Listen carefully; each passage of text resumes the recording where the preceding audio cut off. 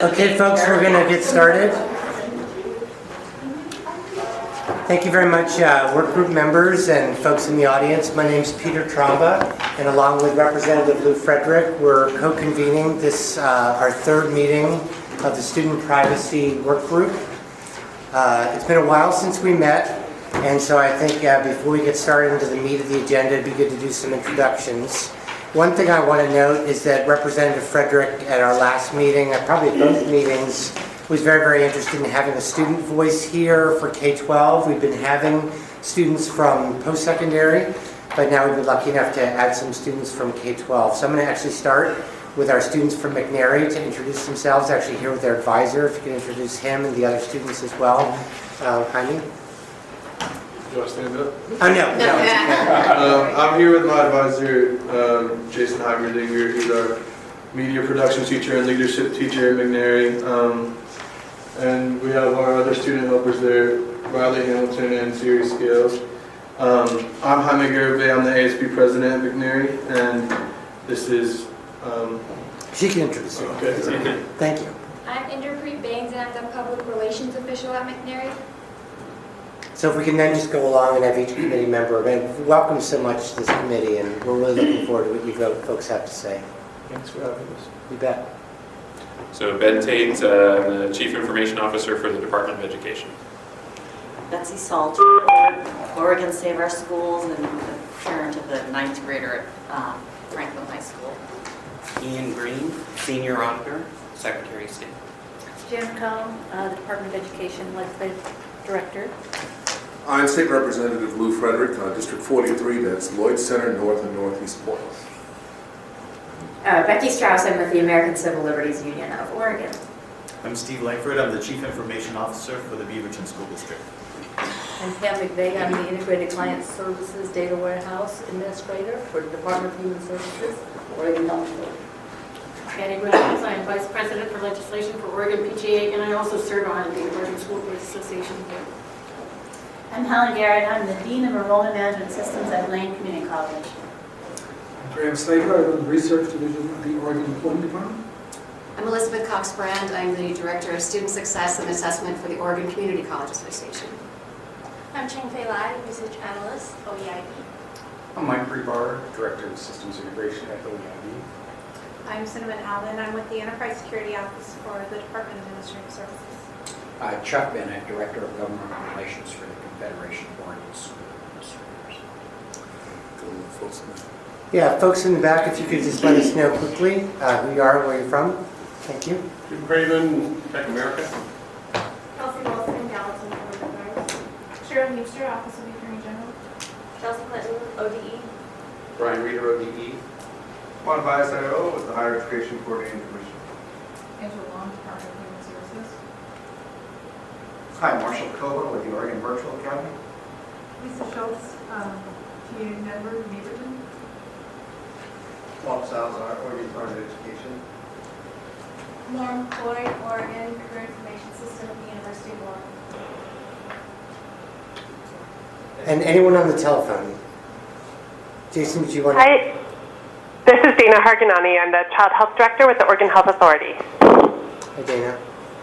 They were introduced, but we couldn't see them. Yeah, sure. He wanted me to do No, go ahead, please. Jason Heimerdinger, McNary High School Activity Director. Riley Hamilton from McNary High School. Is there only one person? Mike Chambers at the Oregon Alliance of Independent Colleges and Universities. Morgan Allen, Oregon School Boards Association. Paladino, Chemeketa Community College. Richard Greeno and Sarah Frizzell at Education Northwest in Portland. Bob Kieran, Oregon University System.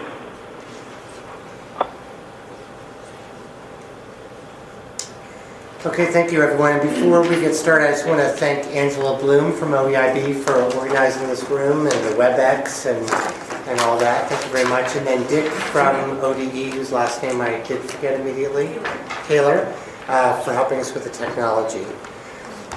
We are lucky now that we've had a couple of meetings sort of conceptually, theoretically talking about student data privacy. We now have some text from Representative Frederick's office for us to dig into. And my understanding, and please correct me if I'm wrong, this is a great opportunity for us to give some information to Representative Frederick about the concepts that have now been written up in more formal ways. And my thought is that we would go through them one by one and really have a sort of popcorn. I'm not going to kind of go along, we'll just have a discussion. And sometimes what will happen is one person will say something and you want to respond directly to it, but you're ninth in the queue.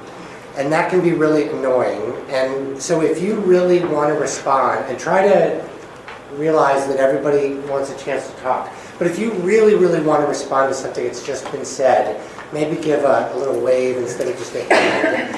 And I'll try to just manage that when I call on you. But in general, we'll just kind of go in the order that people get recognized in order to give feedback.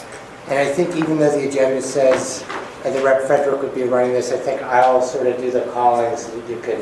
Thank you, so that I can take notes. And the other thing is that it's going to be important. Sometimes you're going to want to respond right away and have a note. But if you, it's better, quite frankly, for me, if you write something down and email it. Because what I want to do is take a look at the ideas and the suggestions and see how they might fit as I talk with legislative counsel about adjusting some things. There's some things within this and that I want to adjust as well. So I'd like for you to please write them down. If you have a notebook, if you don't have a notebook, I have paper up here and I think I have an extra pen. But really, I really would appreciate it if you would write down some notes so that I can get on paper some ideas and my staff and I can sit down and go through them and say, okay, can we fit this in? How would we fit this in? Is this part of the whole effort? So if you want to respond right away, great. I'll be taking notes, but it's better if you're writing some of those things down. Thank you. Two other things before we get started. If you're interested in public testimony, there's a clipboard over there on my left to sign up. We'll do that towards the end of the meeting. But we're very, very interested in that. So if you want to give that feedback, it's really critical that you do it. I did want to mention that Mike Rebar and Cheng Fei Lai are both OEIB staff members who work on data. They've been doing a lot of analysis, and Cheng Fei did a lot of the prep work for some of our earlier meetings. That's why they've joined the circle.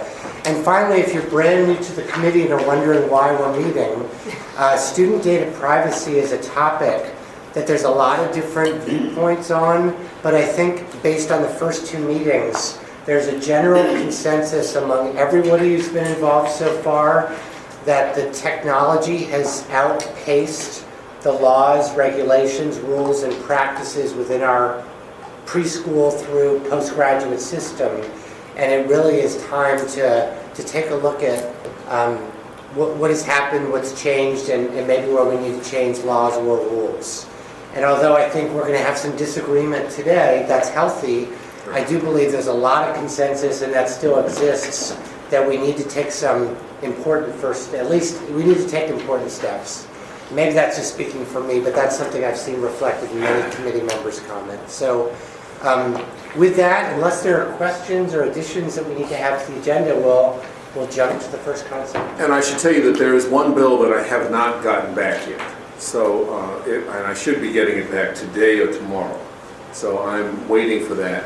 As soon as that comes in, I'm looking forward to it. The second thing to say is that every day I get at least one news story or article from someplace in the country dealing with this particular issue, these issues.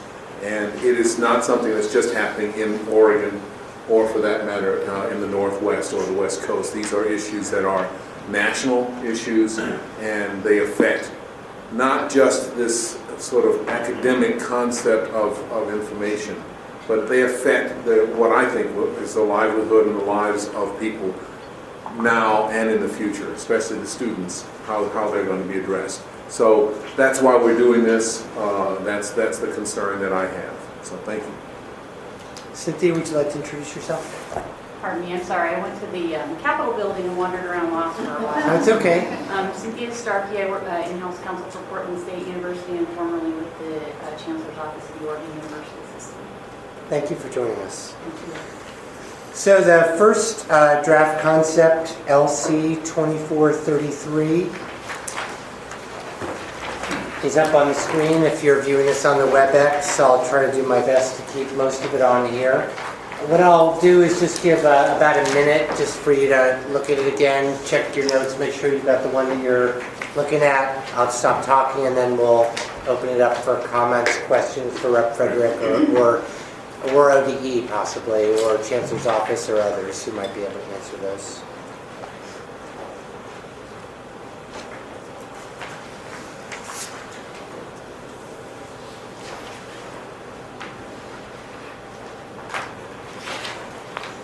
And just so I can understand the conventions right, because I'm really looking at this, you've got bold and you've got regular text. Can you explain the differences there? Sure. The regular text is already in law. The bold is new ideas. So what you really want to concentrate on are the bold. And as you'll see here, this is about civil penalties for violations.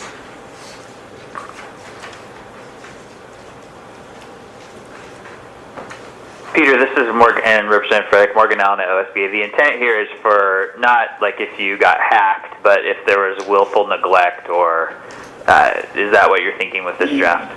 Right. I can't. We cannot anticipate how many folks might hack something, but we want to be able to put as many barriers to that as possible, and that there's willful neglect. If you're posting information online, that's not and on a Facebook page, that would be willful neglect. Okay, thank you. So in terms of the penalty, sometimes really big companies are glad to pay a $2,000 fine to a state for something. So do you have any sense of like how large these are? Or, I mean, it's worth it to Google. 2,000 is nothing. So I didn't know, like, maybe it's premature to ask this question, but what do you know what the penalty would be for them? Well, that's a very good question. The issue that and there's a way of doing that as well that would not allow them to have a contract with the state again. That would be one way to do that as well. So that's something that we might want to think about.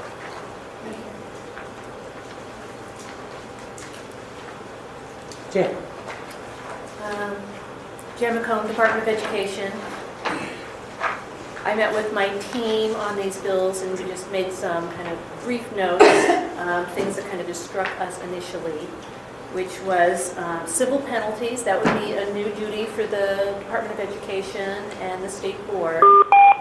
If this language stayed the same, I think we would want to look at other schedules of civil penalties to get some sort of idea and guidance, and maybe meet with the Department of Justice or something, just to get a better handle on that. In this draft, the civil penalty goes to the state treasury. And again, not being lawyers, we were just wondering if perhaps it would be more appropriate for the penalty to go to the complaining party instead of the state. It doesn't talk about the investigation that would lead up to the civil penalty. Right now, this would be a FERPA violation and the feds investigate, and so we might just ask some clarification as to what was intended there. Ben, did you have anything to add? No, that was kind of the big point that I had focused on in our initial conversation is, trying to just understand what the role of ODE or anyone in terms of investigation enforcement, who's making the final determination that there has been a violation to institute the penalty. And so those are some just clarifying points I think we'd like to just better understand. Thank you. Yeah, I have what may be a question that no one else has, but are we talking about imposing the civil penalty on school districts or on vendors, like a Google or both? I mean, presumably there are rules adopted under the authority of the State Board of Ed that seem like could regulate both those public and private actors. Well, I will tell you that my approach is primarily regarding vendors. Districts are struggling with other things as well, but I think that there's another bill that speaks to how districts are handling the privacy issues. So this is trying to separate that out. At least that's the intent there. Thank you. One thing for committee members also, you don't necessarily just have to have a question, you may be wildly in support of it. So I don't want the whole time, if you're supportive of it, to miss those positive comments as well. So this is an open time. If this is something that sounds really good to you, it's why you came, it's why you're sitting here today. I know Rep. Frederick would want to hear that as well. So just to let you know, we're open season to give comment on all of these positive or negative. I enjoy preaching to the choir. So. Other thoughts on this civil penalty, especially for vendors? That's what this one's initially going to. So my only thought on that is willful neglect is really pretty difficult to determine. So actually really clarifying exactly what that means. There's very few federal that actually does civil penalties in this arena. So I guess if you were going to go forward with that, I would look to those, which are, some are under the ag for the school lunch program, they actually have civil penalties. But willful neglect is a very difficult one to prove. Thank you. Have there been other, can you give an example of where that has not been able to be? I actually haven't found any that have actually proven willful neglect. Oh, really? Yeah. So I think you want to, my caution would be putting a lot of labor into something that's really difficult to, trying to figure out what your desired outcome you want. And I know holding third parties responsible is probably where this is going. And a lot of that is done probably within contracts, within school districts with third parties. So looking at maybe different avenues to go about that. But willful neglect is really difficult too.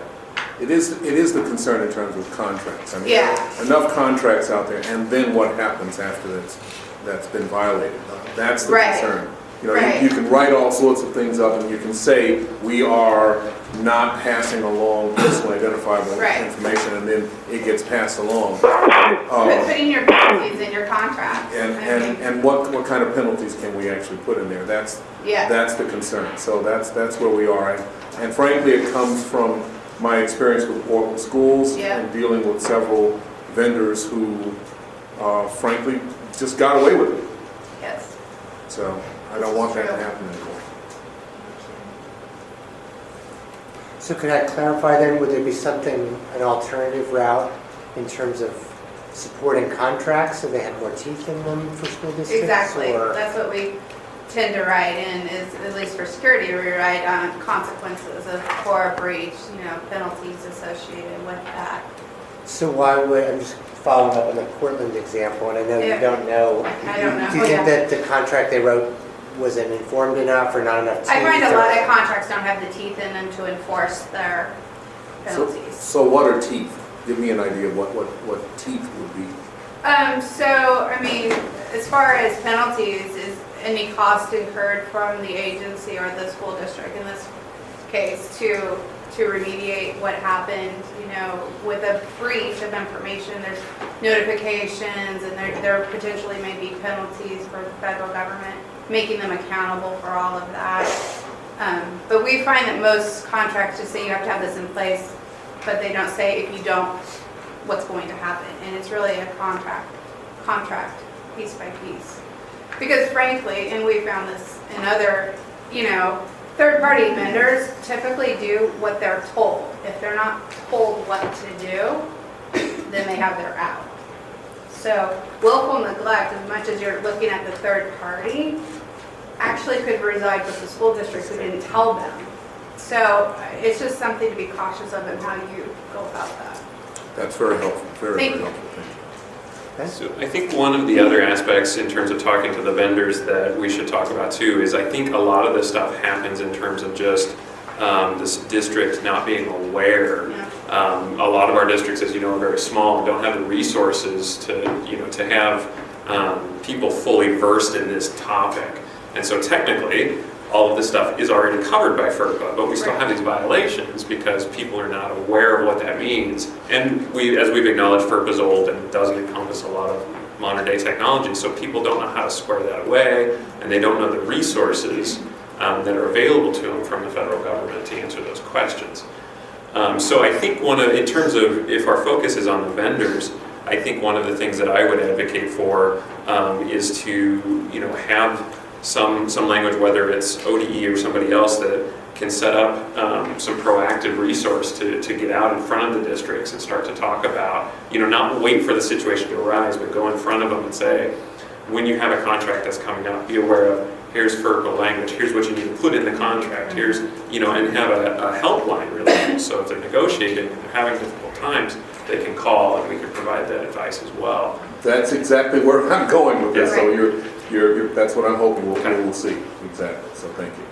Yes. I would just say that FERPA generally applies to the institutions, and it only applies to vendors if they are a school official under FERPA and they agree to that by contract. So contract enforcement is really your best method. So, civil penalties against vendors, I think really only works in the context that you have that language in the contract that they are a school official under FERPA, they're going to comply with state and federal law. You really have to have some really strong contract. So I guess I'm just reiterating what's being said here about having that strong contract language, having some templates that you can make available to the district so that they can, with very little work on their part, making sure that they have some enforcement provisions in there and a way to, if civil penalties are imposed, for example, on a district, because a vendor of theirs violating privacy laws, the district should be able to then go after the vendor. And you want to have contract language in addition, so that the Department of Education because it's going to be easier for them to go after the district than the contractor, that the district can then try and get reimbursement from the vendor. So I think that having some really strong contract language about that is going to be really important to make this enforceable. And then the other question, I also had a question. Would you anticipate that these rules would apply as well to university student records or K-12? That's a very good question. I was primarily looking at regarding K-12 in this situation, and as Jan, as we talked about before, the other concern is frankly early learning council efforts as well.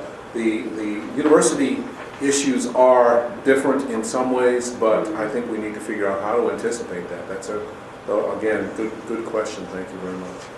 Yes. I just asked on something. This is that Title IV funding, which is under the Department of Education. So that's a nuance that we're talking about. So institutions that are receiving or school officials Title IV funding, that's all that can be controlled if someone violates FERPA. But we're all saying the same thing, violates that contract. Okay. Other thoughts on this? That was super helpful. Okay, next legislative concept 2447. Here, the bold language has to do with privacy risk assessment of data systems that involve student records. And again, it's the bold language is in addition to existing language in statute. I'll do the same process, give you about a minute to refresh your memory, and then we'll take thoughts. And it's a relatively short one, so. Yeah. It also, frankly, then speaks to some of the things we just talked about. Yep. That's exactly the template issue is exactly what I'm trying to get at. Okay.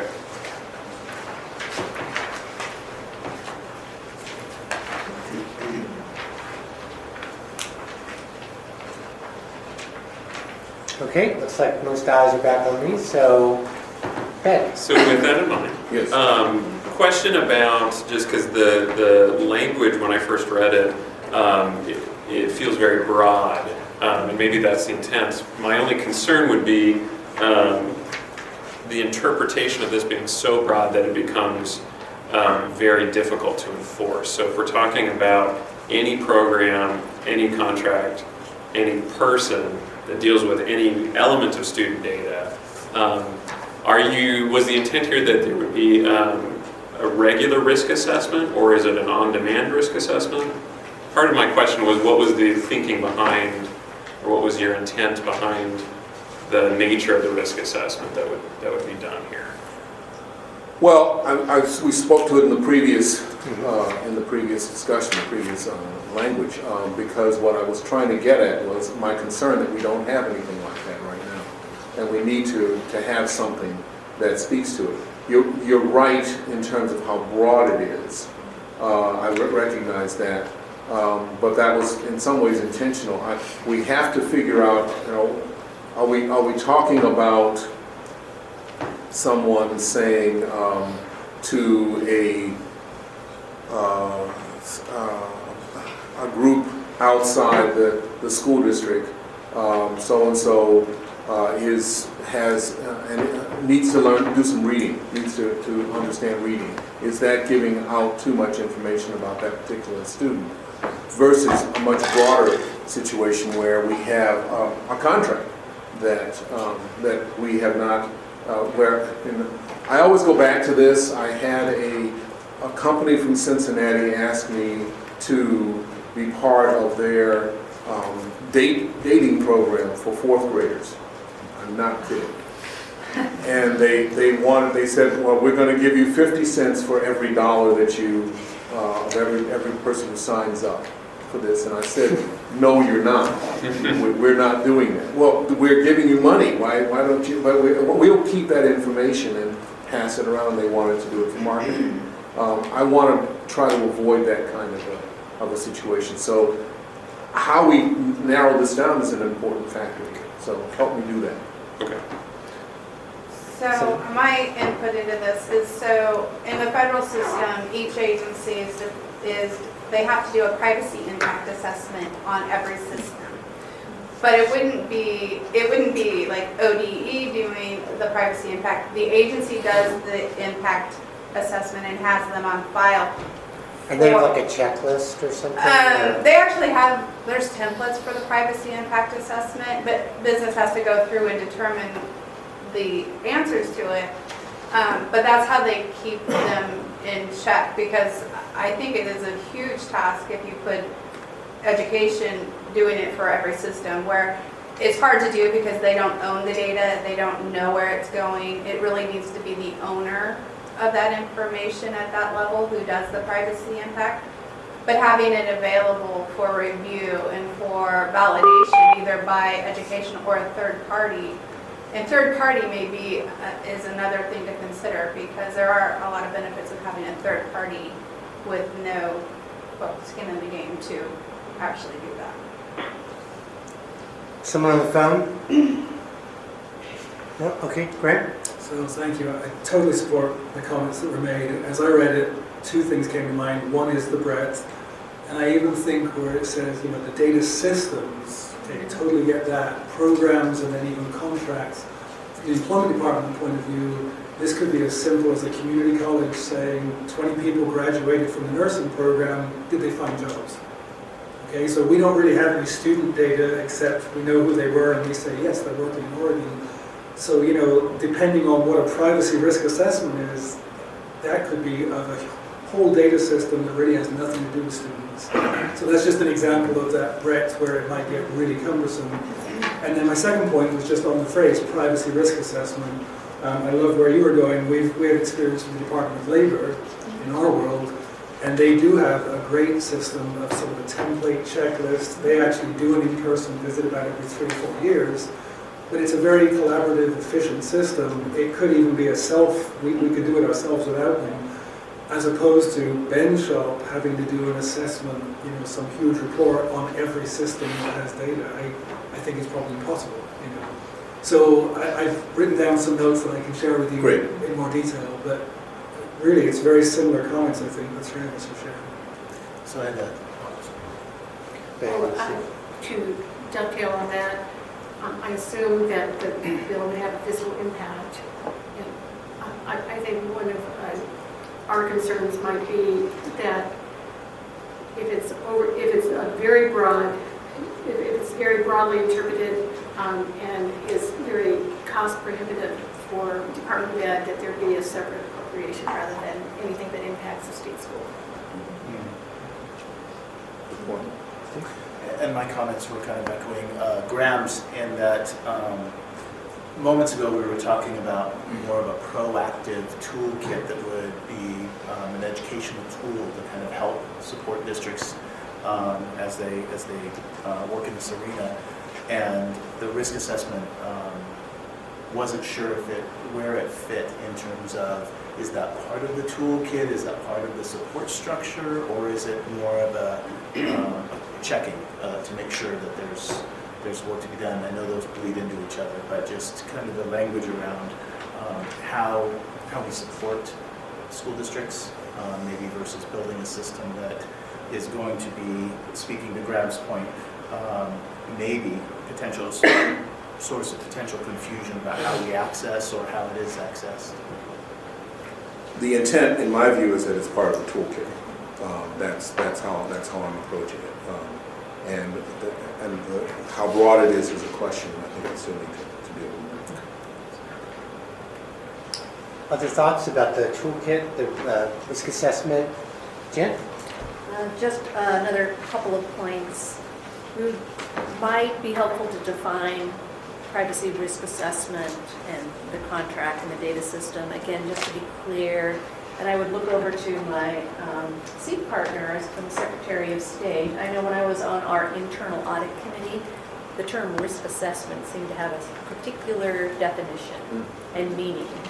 And in that world, it was something the internal auditor did. It was in-house, and the scope is very broad, and it does have an impact on staff. So if somebody goes out and does these risk assessments, they're going to be taking time from district personnel. And so we just want to be clear about that. The scope right now is very broad. It says any data system, so that could include private schools as well as public schools. The contracts, that could include contractors that we deal with, like AIR, which may very well be the intent, but it is very broad the way it is right now, which goes to money. It would be expensive.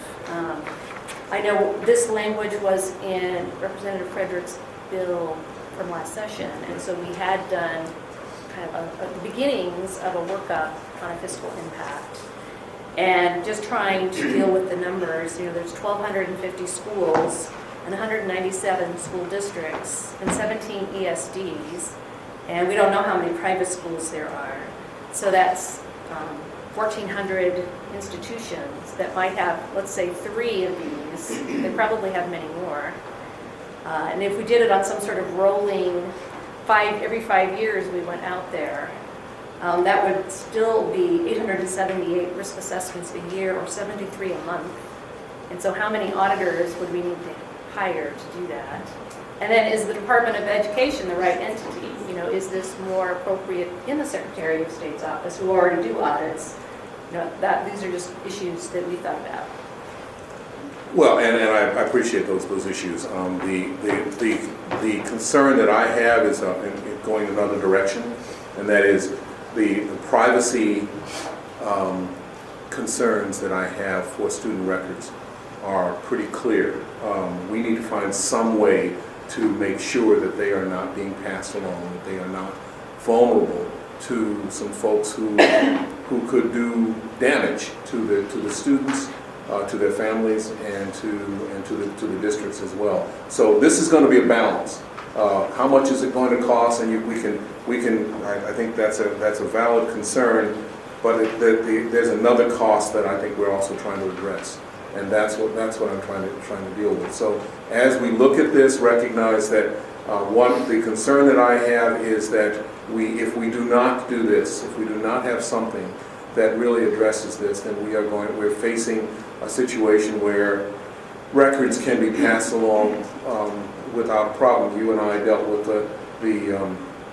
the charter school that closed, that had the records just sitting there and for anyone to pick up. And the group of teachers got together and grabbed them grabbed the boxes and took them away for some of those, for 3 of those 5 sites, but the other sites just sat there empty or untouched until the Department of Ed decided that it needed to do some things.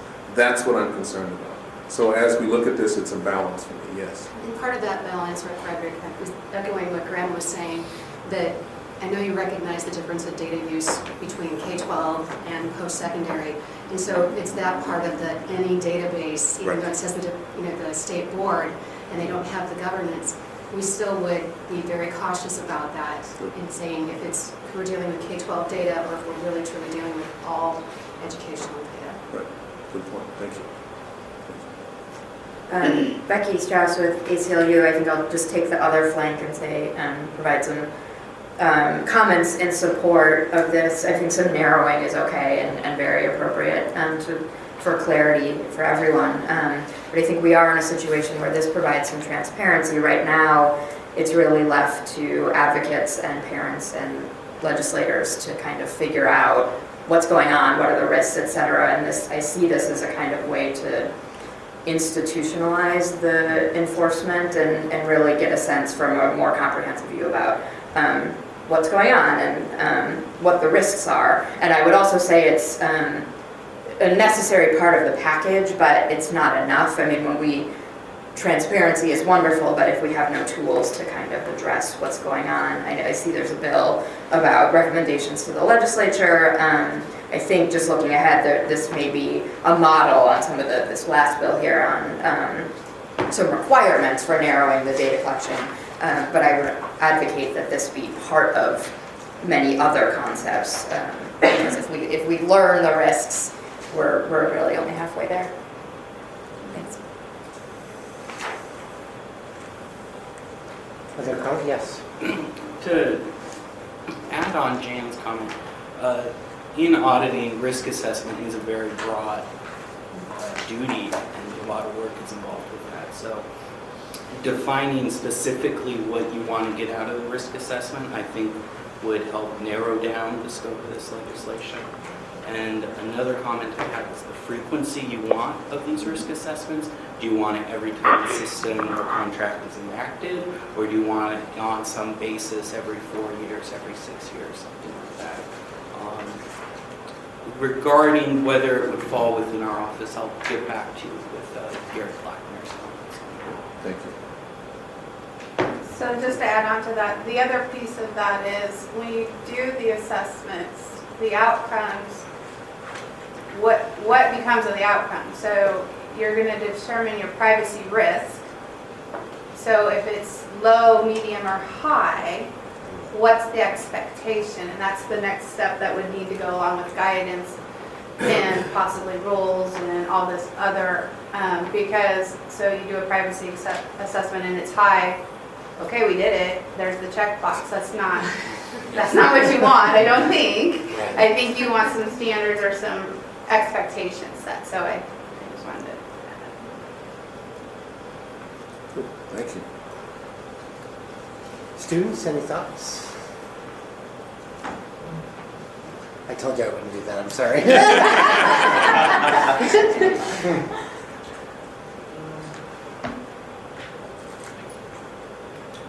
I'm hearing a lot about how the systems and stuff. Actually, I'm not. I don't really understand how systems could help, because I'm hearing a lot about how systems can do bad things and like can leak records and our privacy parts, our privacy that we have and our data. But yeah. What about you, Pete? On the same page as him. Okay, sorry about that. Any other thoughts from, yes? Betsy Salter. I guess as a parent, I'm just hoping that the state agencies can work to help figure out how to make it affordable, because we definitely need this kind of security for our student data. I'll just put my former district hat on and say, if there's no fiscal thought and it's going to be passed to districts to do with no cost, just a rule, we might comply, districts might comply, but I'm not sure how effective it'll be. So I think in order to do this right, money has to be spent, it seems to me. Just having filled out a lot of checklists, you know, you have to be with fidelity, and then something has to happen if it's in the red zone, and you have to do something. Okay. Third one, LC 2474. And here, it's all in bold, so it's all new, is that correct? I believe so. Okay. Yes, yeah, that's. So this, as folks will recall, there was a significant discussion about the fact that some of the issues that folks around the table have with release of student records are not actually even on computers. They may be in a staff room, in a classroom, or somewhere else, and they might actually be released on paper. And a typical thing, one thing Rep. Frederick referenced that I've seen as a school person is some schools are very interested in making sure kids are successful, which is a great thing, and they want all faculty to know if students are doing well, which is a great thing. And then they do something like in the staff room, put up the students and maybe where they are with the third grade reading score, the benchmark or whatever. And so you'll have a faculty room, which ostensibly is just filled with school district personnel, which has personally identifiable information about students and their performance. And the reality is, in most schools, there's no room in the school, including the faculty bathroom, that at some point a student isn't in, a parent isn't in, or somebody else isn't in. And all of a sudden you've got a parent who's helping, who's looking around at a wall filled with all these names and stuff. So I think that was one unintended consequence from a belief that schools should look at data together to improve student performance, and then this is happening. So again, just review it really quickly, and then we'll do the same format. Is that right? Yeah, that's had enough parents telling me that they had seen all of it. Yeah.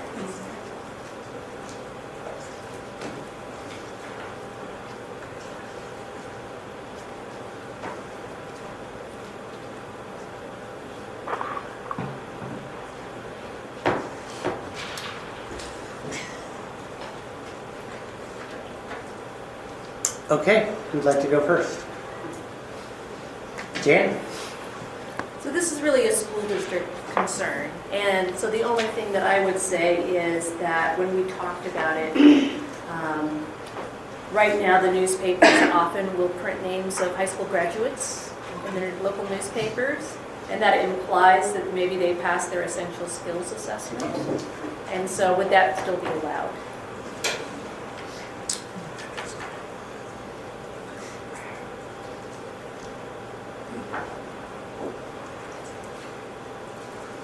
You know, once you have been given a certificate of any form, that would be that's a public identification anyway. That's an interesting question. I think that I would hope that would still be allowed, but that you could celebrate when somebody has managed to reach a certain level. But this is an attempt to try to deal with, frankly, some other egregious sort of approaches. So we need to figure out how we would approach that. That's a very interesting question. Any other? Yes. I mean, I think that would be I think it would hinge on how you interpret it in relation to the results of a performance-based assessment, and that seems to me like that would be a very broad interpretation of that phrase. I would interpret that, I would advise my client to interpret that more narrowly and something more directly connected to the performance-based assessment. You know, as opposed to the fact that you graduated high school means that you just kind of have to go back a few steps there. We have to apply some rationality to interpreting statutes, I think. That would be my position. Representative Frick, this is Morgan Allen from OSB. I was thinking about what Jan said a little bit. In my own experience, I have a daughter in 4th grade in Portland Public Schools, and she took the Oaks assessments last year. And this fall, we received a letter, in our mailbox that had her test results on it. I don't know how something like that would fall into this description within the bill. Well, I would think that that's not publicly available. That's going directly to a parent. Yeah. And that's a different situation. But the reason I ask that is because it has the phrase non-secure setting, and I mean, I don't know if there's a definition of that. That's what I was thinking. Yeah. I mean, what I'm thinking of, the privacy, the personal privacy issues in terms of individual students and their parents is a different thing altogether than a public availability, and non-secure setting. I would think that mailing is ostensibly a secure setting. Okay, just wanted to raise that because that there is a lot of stuff being mailed out. I wouldn't put it on a postcard, but yeah. So as a FERPA, this is Helen Garrett from Lane, as a FERPA expert, I would go to my high school open houses in the classroom, and I would see listed all the grades for the students. So I would interpret this that would no longer be allowed. That's exactly what we're talking about. So faculty could no longer put in a classroom what people... Did they have names or? Absolutely, and because I'm FERPA nosy, I would go look and see my daughter's, what her grade was. But, so I just want to say that we want to be careful about that, because then you go back to our first one of what are the penalties. And so then what happens is, well, if instructors are trying to get that information to students who don't know, they have to have an alternate mechanism by which to get it to, parents and to students. So I appreciate the heart of it, but we just have to be careful when you hear how myopic and what is the cost and the other outcome that comes to this. And I've got to tell you, as a former teacher, and I hope to teach again, I would get pretty upset as a parent to walk in and find that my child's grades are listed for all the other parents to see. That doesn't make, it's an attempt by intimidation to say you should be doing better than this. Or let's celebrate how you're doing. I understand the two sides of that, but that's a concern. I would be upset about that. I am upset about that. So let's find a way that we can address those kinds of things. Right now we're using a lot of what I've seen as well in those individual classrooms, not just in terms of the large faculty rooms, but I've seen that as well. And it is not. It's an attempted motivation that I think is not a successful one. It doesn't This help. would address... I hope so. Stop. I would hope that would start to address something like that, yes. Yes. So a suggestion would be to define PII, the personally identifiable information. Name in general is not PII. Name in combination with something becomes PII. Usually as an adult we think of financial or everything else, but our banking information. So I think you want to make sure you're very clear on what that means, name in combination with results. There's so many privacy issues in school beyond just test results. Are you looking at those things? If you have a special ed child that has behavioral, what all are you looking at for a bill? Because you don't want, those are just as sensitive privacy issues. And they do tend to, in special education rooms, you can see post reports of kids with things that are going on in behavioral charts and things like that today. So that's other things to think about. And so the other part of the bill saying you shall not, what happens if you do? I don't see what the expected consequence of doing that is. We have lots of legislation that says you shall not, but there's really no penalty for doing it. So that was just my other thought. Steve? Yeah, so teachers in our district, I'm thinking elementary especially, their teams come together and they really are starting to collaborate around their practice and learn from each other about what is working for students and where things maybe in their practice aren't working as most effectively as they could.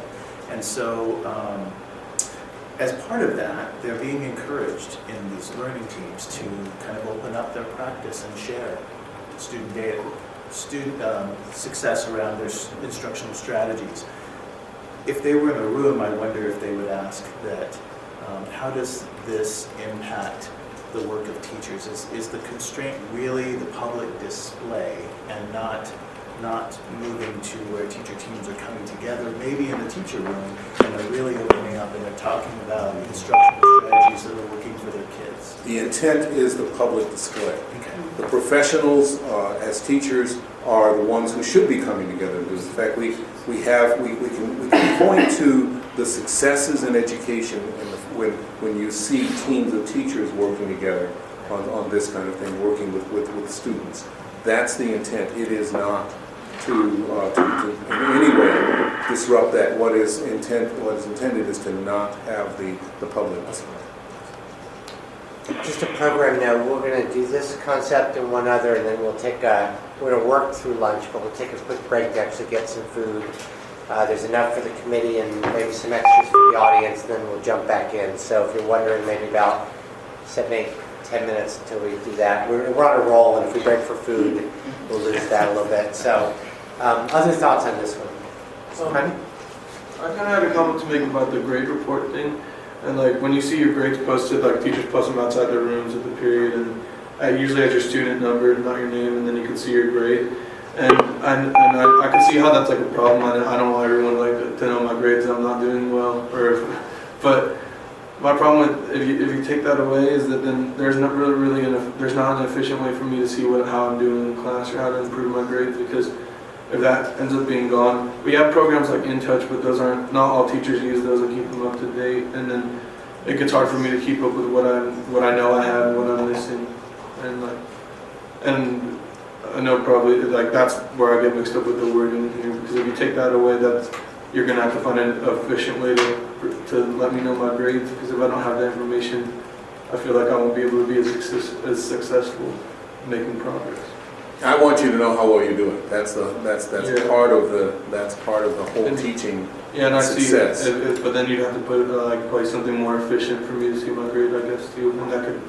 Efficiency is something I'm not particularly upset about. I'd like to have that. So we can find a way to do that without you and your colleagues being identified.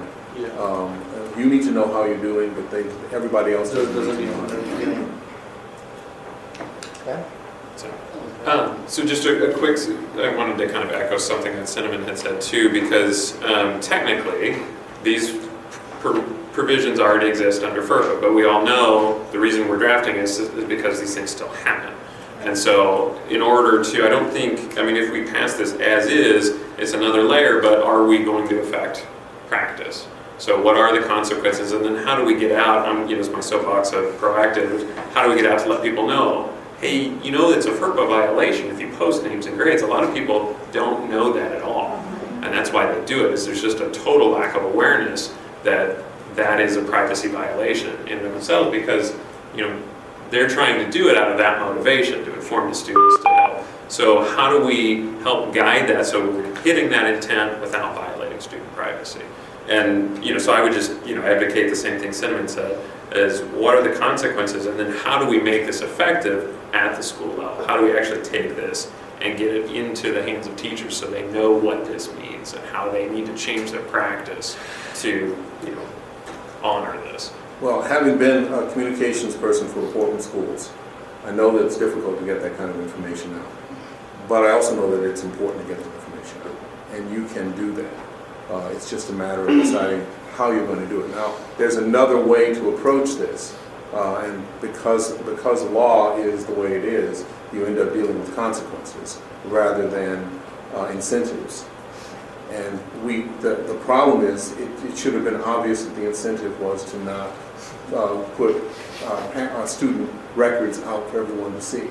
That apparently didn't work. So we need to find some other way to deal with it. And then the consequences of that.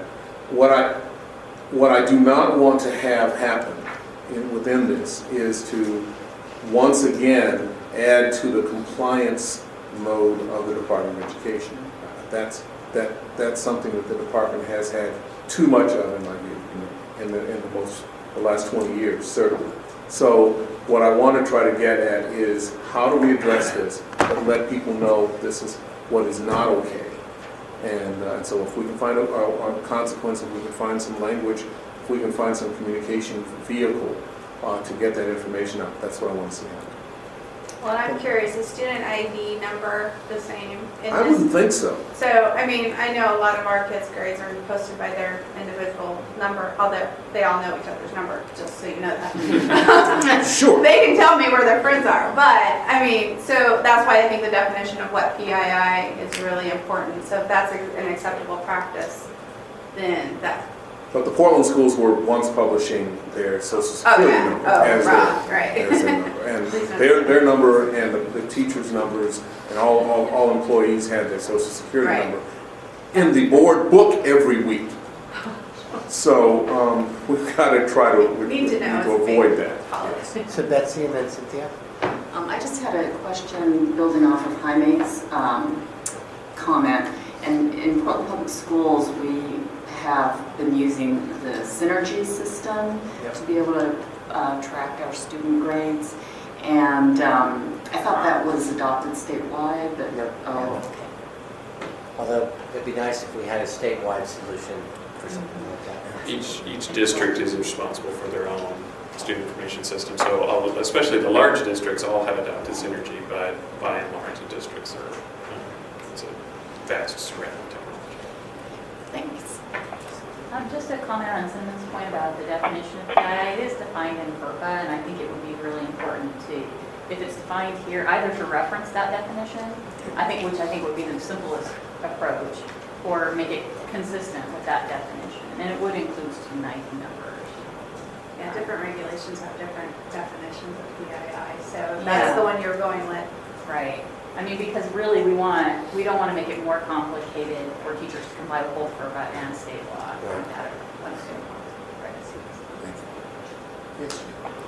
Just two things to wind up. It's the Department of Education's understanding that PII is personally identifiable information, so that's how we treat it.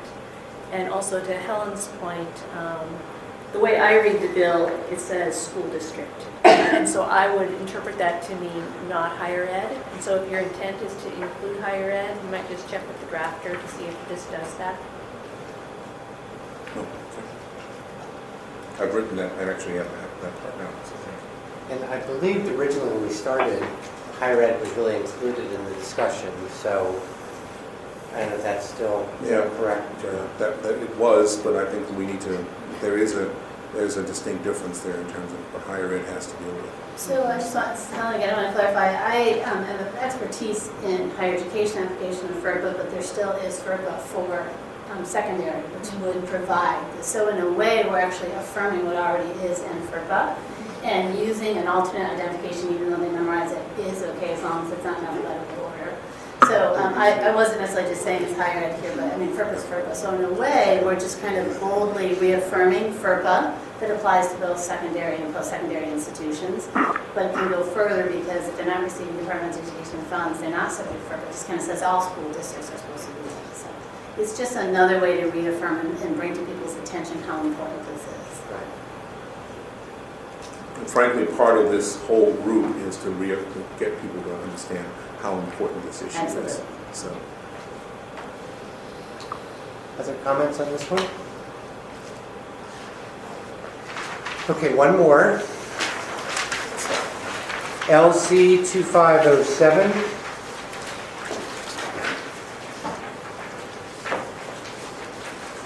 This one's a little different. It's a little different, yeah. Yeah. You want to give a little preamble to this at all, or why this is part of the collection? Well, it's part of the collection of education bills. This is obviously not as directly involved with student privacy. I wanted you to see some of the concerns that I have as well. The cost of the standardized tests, not just the financial cost, which is a concern of mine, just so that you know, but also the cost that I've seen in terms of time, curricula. Dealing with kindergarten teachers who come to my monthly meeting, one of them brought me a letter from her principal who said that they were finally going to get a chance to do some teaching rather than getting the kids ready for the tests in mid-October. That's completely uncalled for. So that the kids have basically been in her classroom since early September and have been spending most of their time getting ready for tests or taking tests. That I want to know how much this is costing us. So that's what this is about. It really is not dealing with the student privacy thing. So, but I wanted you to at least see some of the bills that I will be introducing. And I've asked. This is a possibility. I've also talked with the Secretary of State about an audit as well. So we shall see. Thank you. So although it's not strictly within the purview of the group, I think it's an opportunity though. Folks have any comments or questions about this one? Now would be a time to ask or put them forward. Yes. I just wanted to comment that Betty Reynolds reading the case. First, if you haven't heard it enough, thank you very much for taking this on and for considering the question of student data privacy in the broader context of education reform. I just wanted to mention that Oregon PTA has adopted a 5-point plan, and it's regarding Common Core, but it also relates to assessments. And Oregon School Board's also signed on to the plan.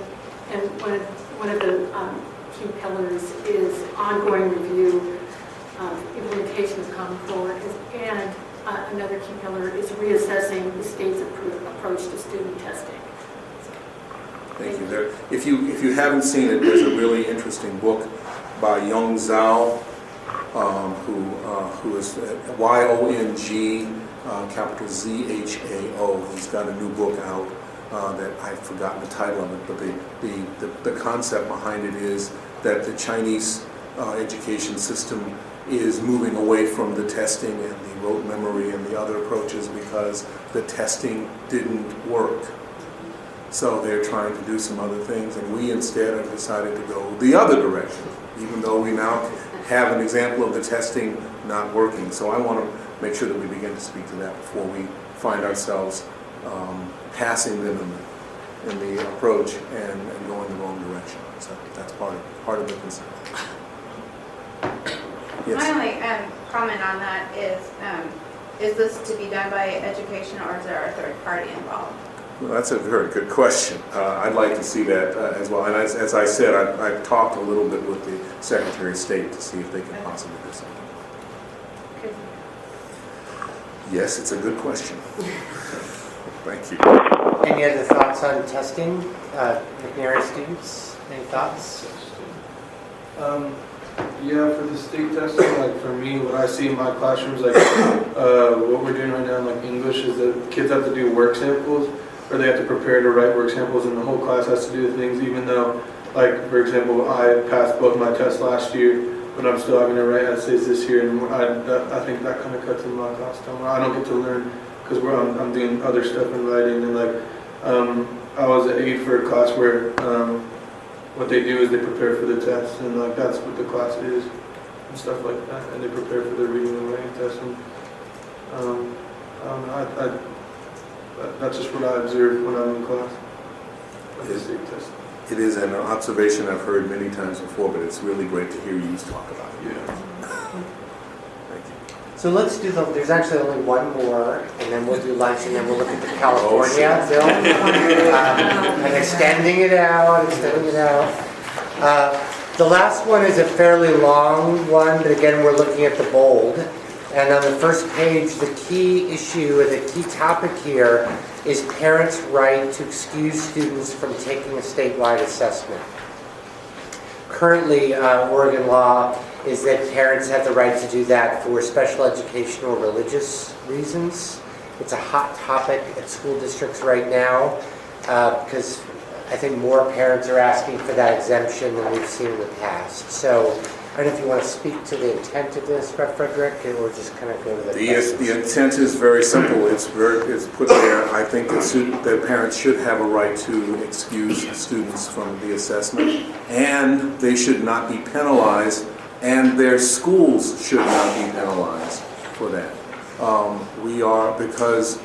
Because those students are spending an awful lot of time just getting ready for tests rather than doing the science experiments or the history projects or the other things that they could be doing. This is a real concern, and I hope that it begins to speak to some of my colleagues in the legislature and some of the education leaders in our state, that parents are more interested in how well students are doing, whether they like reading versus whether they are doing 36.4 on the reading exam. So that's what this is about. And again, part of it, this is a broader issue, but the assessment information, of course, is part of that whole student records issue. And that's part of what we are spending an awful lot of time. Representative Frederick, Morgan Allen from OSBA. I appreciate you brought up the point about schools and districts being punished. I'm not going to take on the topic of opt-out, but under the current system, both intertwined within our No Child Left Behind waiver, current state law and current administrative rule, and the ODE folks in the room could correct me if I'm wrong, but you have to have somewhere, I believe it's around 94-95% participation in all of the subgroups in a school. And if you fall below that, your school could potentially be dropped a level in our 1 through 5 rating system. So, for example, if you had 50 African American students at a school and they drop below 94.5% participation, my understanding is that could potentially impact the score on the rating of the school. And there's nothing in this proposed legislation that creates an exemption for that. And I don't know if that's possible because there's federal law involved, but certainly at a minimum, you'd probably want to look at putting something like that in the bill so the schools or the students or the schools basically don't get dinged or basically labeled as failing schools if people are opting out of the tests. Vernon Elementary is in my district. Then you're familiar with this. I know it very well. Yeah. Absolutely. And it is and I have watched that school for the last, since 1976, 77. I've been connected with that school in one form or another, either as a reporter or as the director of public information for Portland schools, or as a neighbor, a distant neighbor to some extent, but always going by and seeing what the differences are. That school is struggling because a number of parents decided that they were going to opt out. And instead of acknowledging that that was in fact a concern, the approach was taken that there was somehow a racial matter. It is not. And Morgan, I appreciate you bringing that up. I will try to figure out how we can address that. I'm not sure I can address the national No Child Left Behind or the other issues, but we do need to address it, and I wanted to make sure that people knew that I support parents being able to opt out, and they should not have a problem with that. So thank you. Jan, did you have a follow-up on that, or not, on that waiver question, or? That's my understanding. Morgan's correct. So you might want to put something in there. The rating goes down, but there aren't any sanctions now because we do have the waiver from the federal law. Right now, parents can opt their kids out for 2 reasons: religion, disability. Right. So this would broaden that. We have a general system-wide concern that if more and more kids opt out, then it kind of questions the validity of the assessment and the accountability system. So it would weaken that, and we wouldn't know whether schools were really doing their job or not, to come in and help them or not. Jan, I think you're right. I question the validity of the assessment system, so let's be real clear about that. I am concerned because I don't want this. I also recognize that we need to have some kind of valid assessment system. I do not think we have that right now. So that's part of it, because we have to look at how schools are doing and whether they are in fact addressing the kids that they need to address. So that's the balance there for me. As you said, at the state level, there's officially no sanction, but I'll go to Vernon Elementary School, classically. It is now listed as a 1, I think, on the list, which means that anybody who decides they're going to move into the north and northeast Portland area, their school is now listed as a 1. And it's inappropriately listed as a 1 by the state and by the school district itself. That needs to be addressed, and I'm not sure how we address it completely, but I wanted to at least take a stand. And just to follow up, to remember why that participation rate was put in the law in the first place was so schools wouldn't just test the best kids and pull out those with disabilities or those who might not perform well. And so it was really a measure to keep an eye on schools and make sure that they were honest. And that's the balance that I'm trying to get at, because we saw that with general public schools, we saw that with charter schools. A number of charter schools nationwide and locally managed to avoid having certain kids tested, and that created some problems.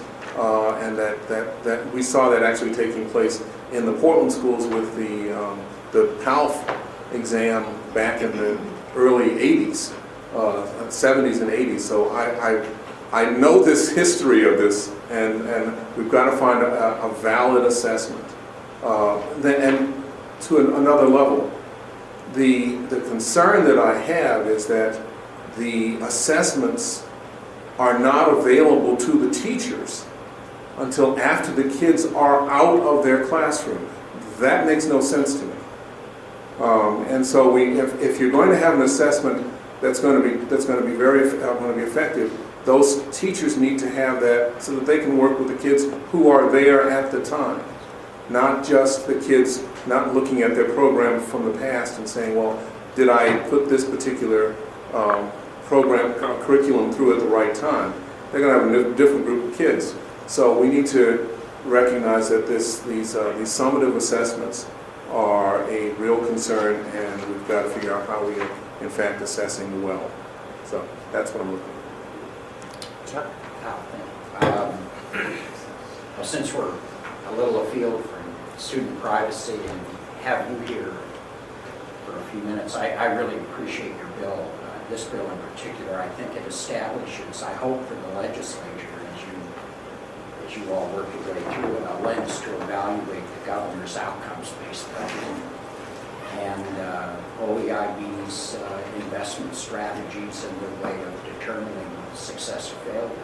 Because I think if you take a look at not where we've been, but where current policy direction is taking us, this bill represents hopefully a dam and not a speed bump, because we're headed absolutely in a different direction than we're describing at this point. So I hope you and your colleagues use this really as a way of this type of legislation, this type of policy direction, as a way to evaluate ODE, OEIB, the governor's budget, and the policy direction they're taking us, because really, Representative, I don't think that's where we're headed.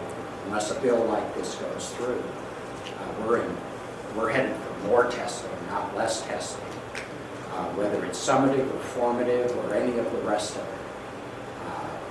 It's measure these kids every move they make, and try to use it somehow as a way to leverage whatever it is these people are looking for out of our educational system without making an investment.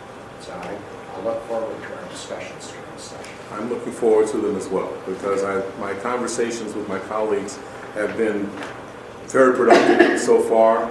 I think that this is not an uncommon understanding. In fact, all you have to do is mention testing to a number of our folks, and they are they're upset about it because they're hearing from their constituents about this as well. So we will be talking about this, I'm sure, with some robustness, or I'll dare use it, rigor. We're all excited about that, because we really do need to really look at it and say what we really are, what the definitions really are. That's part of it. So part of it just getting down to a question, fundamentally, what is learning and what is the process of learning, and is it testing or is it teacher in a classroom of some sort of comprehensible size for a reasonable period of time that results in a child stepping out of their educational experience with useful knowledge. At this point, we seem to have a reasonable place. Yeah, I agree. Is there someone on the phone who wanted to say something? Hello? No? So we should probably send. I just had a question because in some legislation it's assessments and in the other legislation it's standardized testing and for me who's not in the education world, it confuses me between are they the same, are they different, which is which and why are we.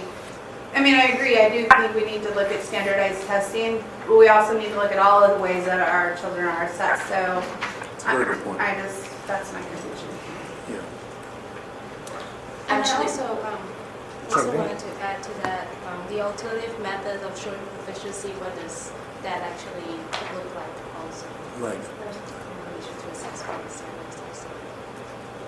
Thank you. Betsy Salter. I just want to echo Representative Frederick's concern about whether the current standardized tests are even valid for comparing how well our schools are doing. And we're going to be instituting the new Smarter Balanced assessments next spring.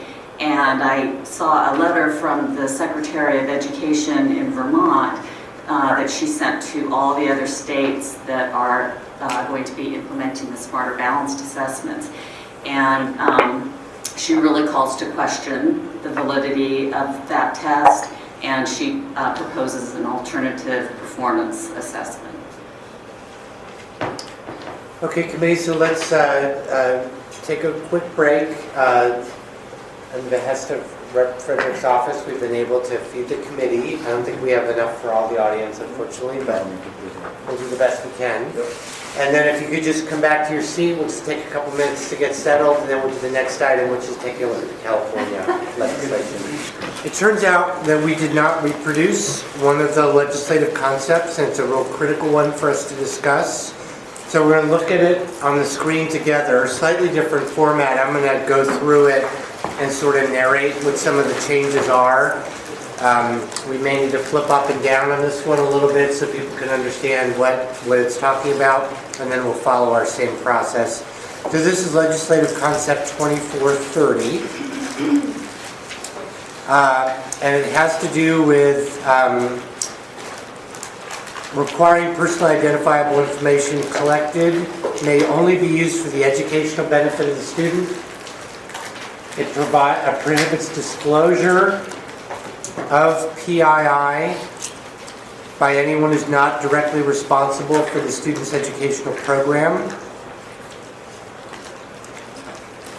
It then requires that student information collected that they, for research or evaluation purposes, be used in compliance with state and federal law.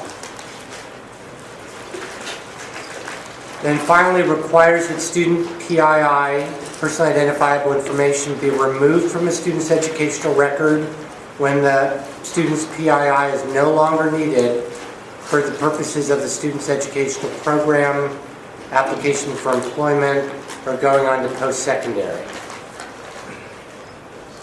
So I can't actually get all of that up at the screen at once. So again, A has to do with why information will be collected. It's at educational benefit. I think here being critical language. Prohibiting disclosure to any individuals who are not directly related to the student's program.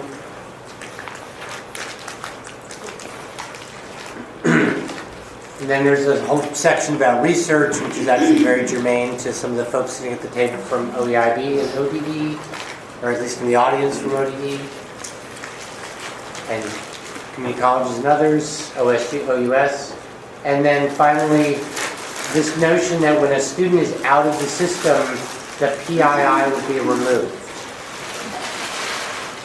I think that's the part, Peter, that there's a few of us that are like, wait a minute. This is Elizabeth Cox-Brand from the Oregon Community College Association. With our students, the average student age is 28, and so many of our students would have left the K-12 system many, many years ago.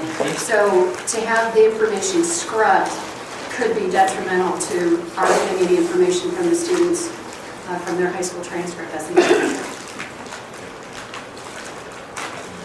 Well, how do you know when they leave? I mean, we have a lot of adult education people who come back in, so what's the determining factor on that? And I would want a definition of educational benefit, I guess. Yeah, regarding A, I would argue that as well. Does that include a performance evaluation of the program? Right. And if so, that's kind of a broader definition than the direct benefit to that individual student. Can you speak a little bit more to that? Because I want to just make sure folks... Yeah, so I'd sent Peter an article a while back on this program at the University of Texas. And what they did is they looked at students that were attending, I think it was Chemistry 101 or something like that. And they, instead of doing the traditional model, just dumping all the students in the same classroom, they broke up the students into two different classrooms, one with kind of advantaged students and disadvantaged students. And by breaking them up into two different clusters, they had a lot higher performance results out of those disadvantaged students. They actually had performance that were similar to the advantaged students. And really all they were doing was breaking out the students so they didn't feel like they were behind the other students in the group. And they did add some additional supports as well. But really, identifying students at risk and then making an evaluation to split them up and then give them different supports really led to their success. And I think they had with that program a number of students who would have graduated who otherwise probably would have failed and then gone on the path to going to high school. So as an auditor, I see a lot of value in doing performance evaluations that in using the data to leverage better performance at a higher level than just at individual levels. I appreciate that. That particular program is really an important one at the University of Texas for a number of reasons. One is they did not tell the students that they were identified as at risk. Absolutely. That was another aspect. A huge important part of that was that you were not put into this area because you were at risk. They also provided, it's not a minor thing, they provided additional support that was truly additional support because they recognized that many of these students came in from their high schools without, for instance, working with other students because they had the other students were not involved in that kind of approach. So they were not used to working with study groups. So they began to do that. It's a very impressive study. What we're attempting to say here is that for research purposes, we would continue this. The question is, how do we keep that as personally identifiable effort as well? Because what I don't want to see happen is, well, you are an at-risk kid. This was an at-risk student. That ends up being passed along because it becomes a self-fulfilling prophecy in many situations. So I appreciate your comments. We need to figure out how we're going to work.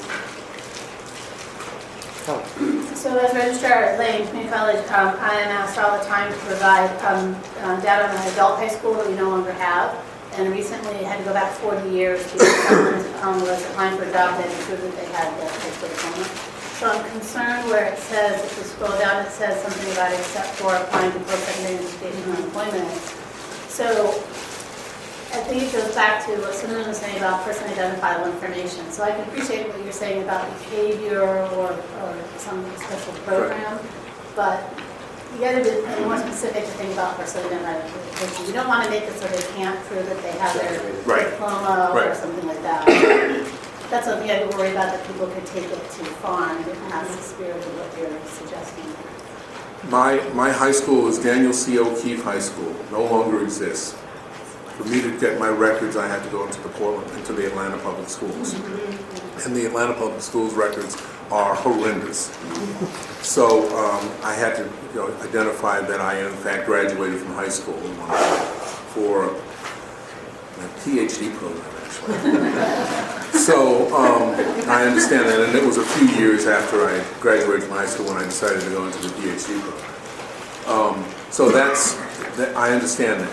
I'm trying to find a way that we allow, that we have the ability for people to have the sense that their records are no longer, especially their behavior records, which is unfortunately what we're also collecting these days.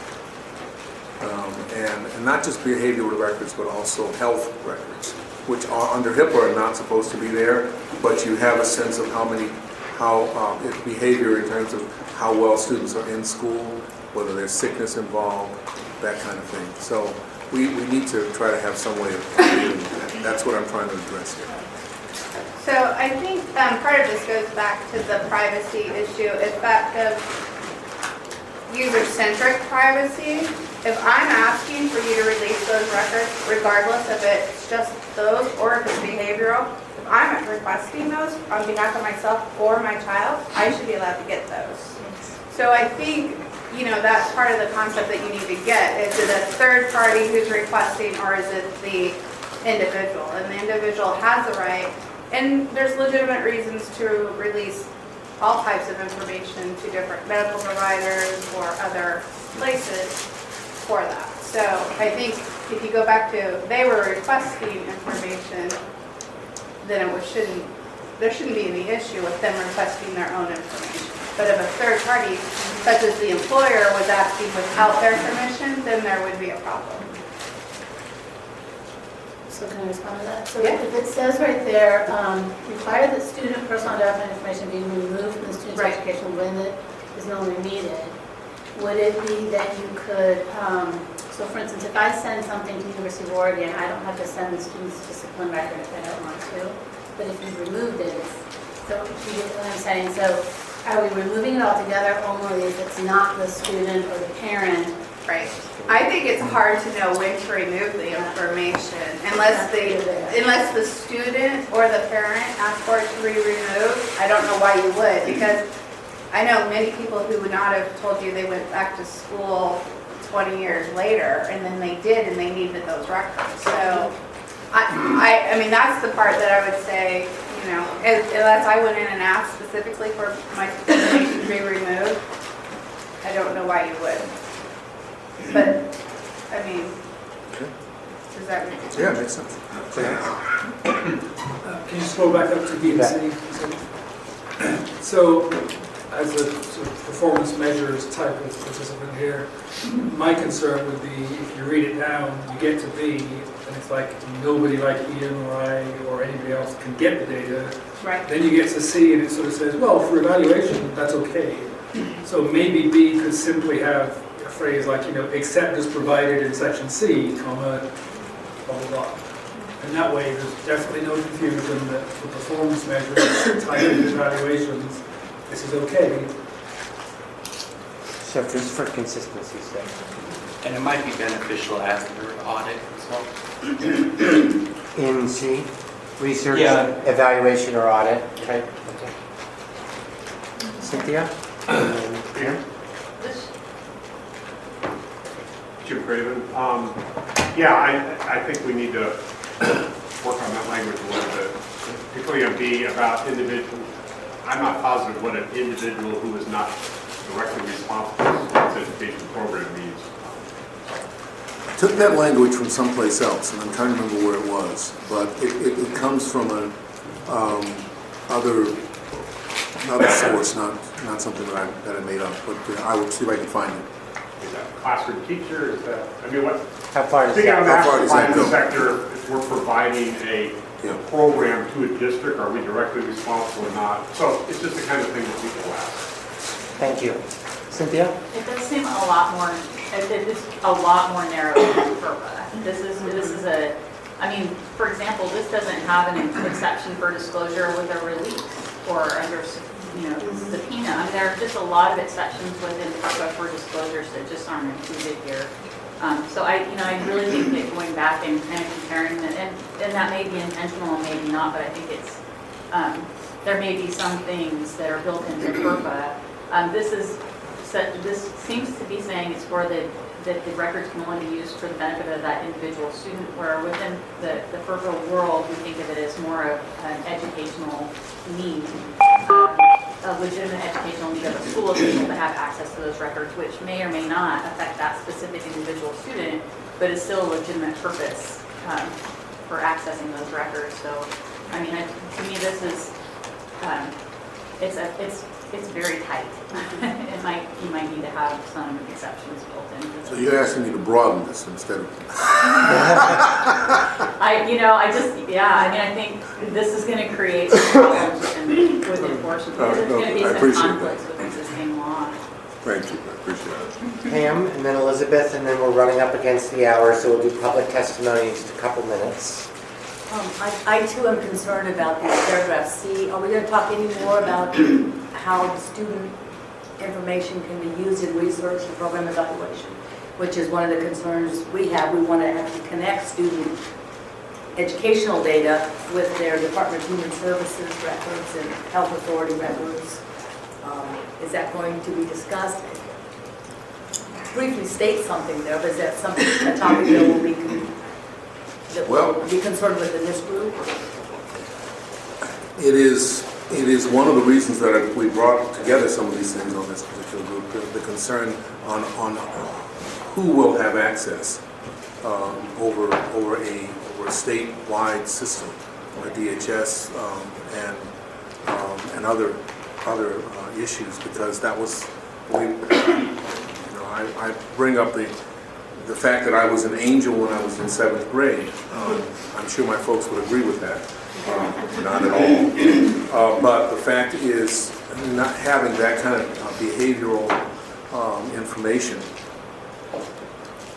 will that now follow you as you decide that you enter you're somehow involved in a DHS system, were you considered too aggressive or something when you were 14? Does this follow you? That's really one of the questions and I don't have an answer for it. So just a note, I don't know what, I'm still recovering from a cold. We have till 2. So we have plenty of time. And it doesn't mean we'll necessarily go till 2. Once we finish our business, we're done. But we're not in a huge rush. Plenty of time for people to weigh in on this. And sorry for the confusion. Cynthia? I was just wondering if a way to get at that might be, specifically the disciplinary record aspect of it, would be to create some kind of expungement process or an amendment to the records process dealing with that specific type of record, rather than something so much broader. I mean, we have that for criminal records and a process for expunging those records, and it just seems like that might be. Also, personnel disciplinary records for public employees, those are exempt from disclosure in the public records law, so this is not unheard of. So, I mean, maybe following is one of those sort of examples for protecting those kinds of, specific kinds of records would be something to think about. Elizabeth? I'm going back to B, as it's talking about removing the student's information and things. From the higher education end of the world, does that mean that after we've admitted the student, we'd have to expunge our records of their K-12 information? Well, it's an attempt I mean, the attempt is to try to speak to that regarding that, the last part of that paragraph, which is The application? the application for post-secondary institutional education. We can address that at the same time. Right, and one of the reasons why is in the developmental education redesign work that we're doing, we're looking at using multiple measures for assessment and placement. One of those is a high school transcript.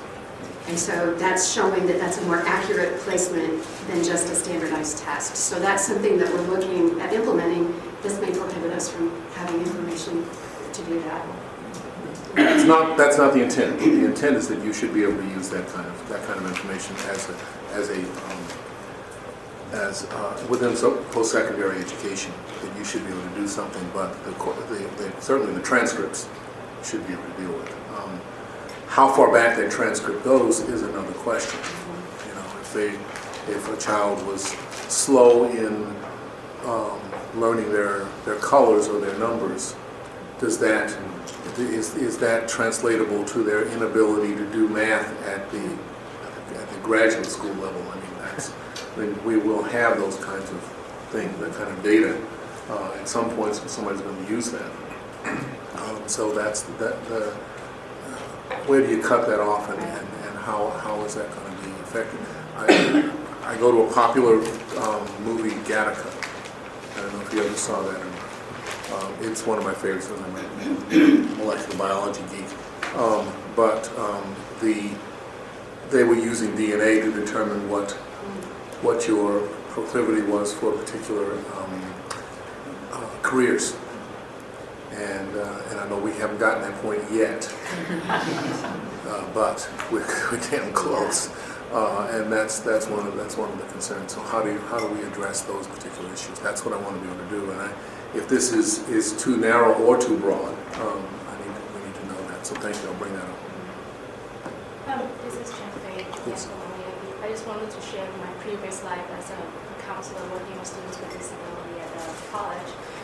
Sometimes we do have to look, somewhere between middle and high school records to see if they have a history of a disability. Sometimes it shows, right. And we need that type of evidence to make determination of eligible for accommodation. I've been dealing with a number of young people who had a break, a psychological break at a particular time, and they're disabled now. But that happened usually when they were between the ages of 15 and 22. So, thank you.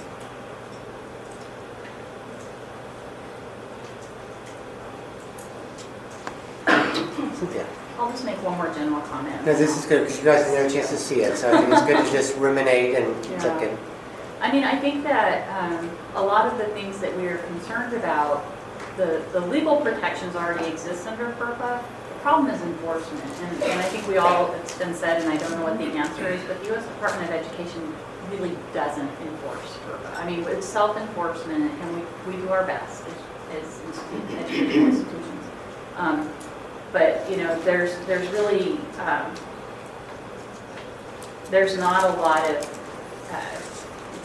there's more training that's required, but there's really no teeth in terms of enforcement. So I think that if I were in your shoes trying to get a way to address that at the state level, I would be really focused. And you've done that's in the civil penalties portion and some other portions as well.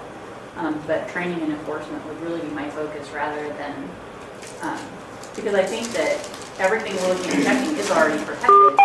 It's just failure to comply. There's no enforcement mechanism for failure to comply. There's no real, cutting off Title IV findings is not, and that's the importance, this is not going to happen. The question I have, though, is we also saw some reinterpretations of FERPA over the last few years that were significant. And I don't think some people understand what those reinterpretations. I certainly don't understand them all, but I understand a few of them. And we have not figured out how to address those yet as well. Either, certainly in terms of there's no consequences, but what do they mean? Officially, a parent has access to all records. Officially, the FERPA says that. But if institutions make that very difficult to get, either at the local school, the school district, or the Department of Ed, then it's not really valid to say that you have access. And so how do we address those kinds of things? Yeah. So what we find, there's never been a school ever that lost their Title IV funding because of FERPA. The better you educate parents, for those that are K-12 and apply, or students, the more they're going to help the institution in compliance. So with all of these, if you put them in line with FERPA, then you're safe and sound about the school officials. But what you get is some PR. You get some public for all of us, and you get the word out there. So what this does is if you get lost in the law, then it's going to get lost. But if you put it in there and you stay in line with FERPA, we get the benefits. So then the parents and the students are the ones that keep the institutions and the districts and the universities and colleges in line. You know what I'm saying? So it's not really, oh, you're going to lose your money, but it's more awareness of this. And that's what I like about this, is it's bringing that awareness, but without having to get lost in the legality. Well, it's not really FERPA. Well, and here's another thing though. At the higher education level, dealing with adults who are trying to figure out what they're dealing with, and they have there's a sophistication that's important there. When my kids were pre-kindergarten and kindergarten, I didn't think about all of those things. I just assumed that everyone was following things, and I didn't go and read every document that was placed in front of me completely, because I just assumed that people had good intentions. That was the idea. That trust has moved me from being skeptical to cynical at this point in some situations. So that's what this is trying to address.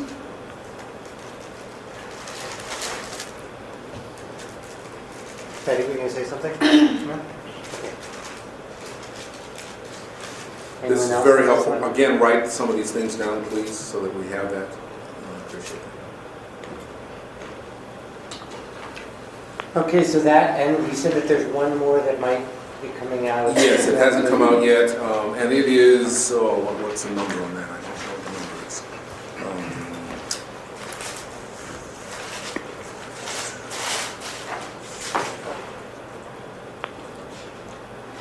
I think it's 24, did we do 2430? Yeah. I think so, yeah. Okay, so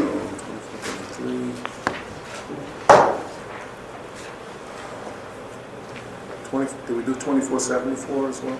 Yes. Which ones didn't we do? It's 2457. No, that was the one coming up. We included that because that's been discussed. And that was 2457.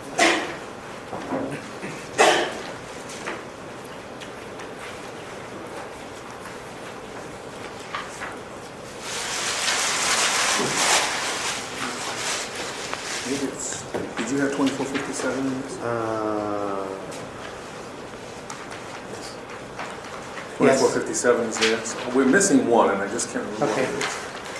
Is there anything you wanted feedback on or describe to the group what the topic was? I'm trying to remember which one it is. That's Okay. the problem. I know that I was looking through it and I realized that there was one that I said we hadn't gotten yet, or I had not received. We need to do the California law right We'll now. do that. What number is that? Doesn't have it. We just include literally we just include the California. Oh, okay. And that's it. That's it. Okay.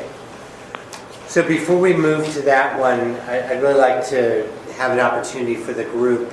Many of you came here. We started that first day. There's reasons that you came in this room. Might not be happy, might be thrilled right now at this point. But are there topics or issues that you came into the room with originally that haven't been discussed today? You don't see reflected anywhere in any of these concepts that you'd just like to get on the record? Hey, what about this? And so that I can propose other bills before the session begins, and I have an unlimited number as well. I have 24 that I've already proposed. I thought I was really over the top. I have several of my colleagues that I'm a slacker with. I have one of my colleagues has 57 I don't know how she's going to do that, but that's what she's working on. But I plan on introducing at least 5 more bills because of conversations I've had since September 22nd when we turned in all of these. So anything else, topics, or yes? This is more a question than advocating that it be included, but I know to the extent that one of the concerns is potential cloud service providers using the information for commercial purposes. I did some research and I sent the results regarding the potential of amending Oregon's public contracting laws in Chapter 279.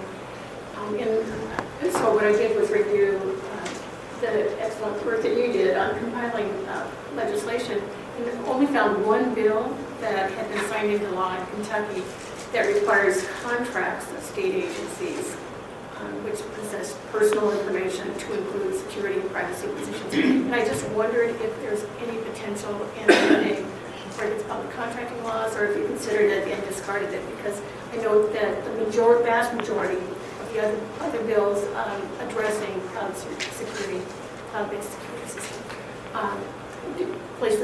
place the burden on educational institutions or departments of education. So it's a question, what was public contracting considered? It was considered. We didn't address it as well. I'd like to continue to, this is a concern. And you said you only had found one in Kentucky. Only one of the OEI compiled. So I think the approach of the legislative concepts is consistent with other states. And that sort of goes to the conversation we had early on about the importance of contracts. It seems does. to me is I mean, another. in state agencies, we have standards and guidelines in place about contracting, and we have security language that DOJ has actually worked with agencies and approved. But as far as getting it out to the mass, the school districts and the locals, that would be a different effort. So we can absolutely advise and help anybody with that. But if you're looking for a requirement, part of the issue is a lot of them don't even know what to ask for or what to put into place. So really that's where education and awareness and having some template information The template is information the best is really piece. And I think that's part I'd like to make sure. A lot of this has a lot of pieces that are going to have to go with it, guidance, materials, and having the resources and the knowledge base to draw those from is something that I think needs to be at least considered. And who does that? I know at one point there was talk of a privacy officer. So I don't know where that's at. But it's definitely somebody who needs to be specialized in giving that advice, because everyone is, I think, well-intended. They just don't have the resources and knowledge to do it. So helping them get there without having to find it on their own. So if I could follow up on that, because that I just was good to remind us about that privacy officer notion. Any other thoughts about that, either from Rep. Frederick or the group? It wasn't a follow-up on that, it was to voice my reason for being here. And I got at it a little bit with my comment on the last one, was some type of ongoing open sharing between the Department of Education and other state agencies, such as Department of Human Services, Health Authority, Department of Corrections, some of the other agencies. Will that be covered? We had not done anything particularly formally on that, but I will look at that again and talk with several people about that, because that is a concern, and how much is shared and what can be shared, and then, frankly, where does it go from there? I mean, does it, if it's now shared with DHS, does that make it now part of a different system that has identifiable information attached to it? I mean, those are the concerns, and I don't have an answer for that. Ching Fei. Something to share too. Just really quickly, I know that, and I'm sure some other states do it too, but the Department of Colorado Education Department, they have the template that they share with their school district on contracts for sure. I'm sure some other states have that as well. they do have kind of like an institutional review board that I think is probably used when there's any talks about data sharing between agencies or other entities. There is this considered in their website. Good. Ian, and then next, Becky. Sorry. Our agency is generally supportive of increasing data sharing among state agencies and then also for our agency as well. And one comment I'd like, I don't know how many people are familiar with Pam's work at DHS. It might be useful if Pam can give an overview of ICS and what it's used for. I worked on an audit of it about 2 years ago. It's some very interesting data work that they're doing, and there's different layers of protection that they've built into their system. So that might be useful to share as well. Please. Okay, we have an integrated client services data warehouse where right now we bring in all the client-based data from all of the OHA programs and the DHS programs. We then match them to find out that this person is the same in this system as it is in this one, even though they might have different names or some other different information. Then we take out all the identifiers and then give them a master ID, which is just a student ID number that has no connection to any other source ID number. And we track demographics, service episodes, and residential information about each of the people in the warehouse. We then connected it to the employment data, wage data, where we share we send social security numbers and then they give us the wage data, and we have a separate table for that. And then more recently, we had added Department of Corrections and community housing or housing and community services information as well. So we can connect the people through all these different systems to look at correlations between services received by individuals. So I'm curious, is that non-personally identifiable? It is not. It is all de-identified data that's shared with anybody else. We do have all the identified information in the warehouse. We can go back and connect them to identified information if the request comes for that particular purpose, but that's certainly not our purpose. We are a de-identified warehouse. But you can triangulate the information. Only one person is going to be at a particular house who has a corrections background and has been dealt with via DHS or I mean, you can end up triangulating the data to identify a particular person. You may not be doing it intentionally, Yeah. but because that information is available that way, that you could find out who that person might be. I mean, am I missing something? No, I don't think you are. I think if you worked at it, and now I did say residential address, but we don't give an address away. We give maybe a census ID or a census block or a track ID or something like county information. And then each request that we share the data is,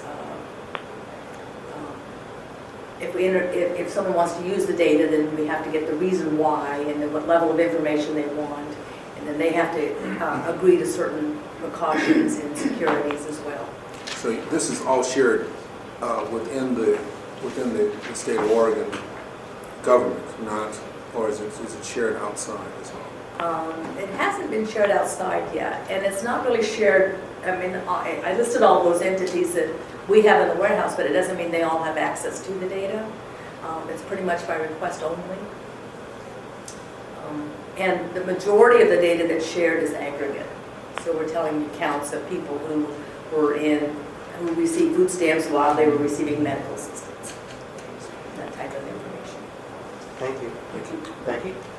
Just to throw another piece, many of you may already be aware of Senator Steiner Hayward's work on the Human Services Delivery Task Force that met over the interim to sort of look at these very issues. What are kind of the rules around interagency sharing and how does that affect service delivery for DHS clients, for example?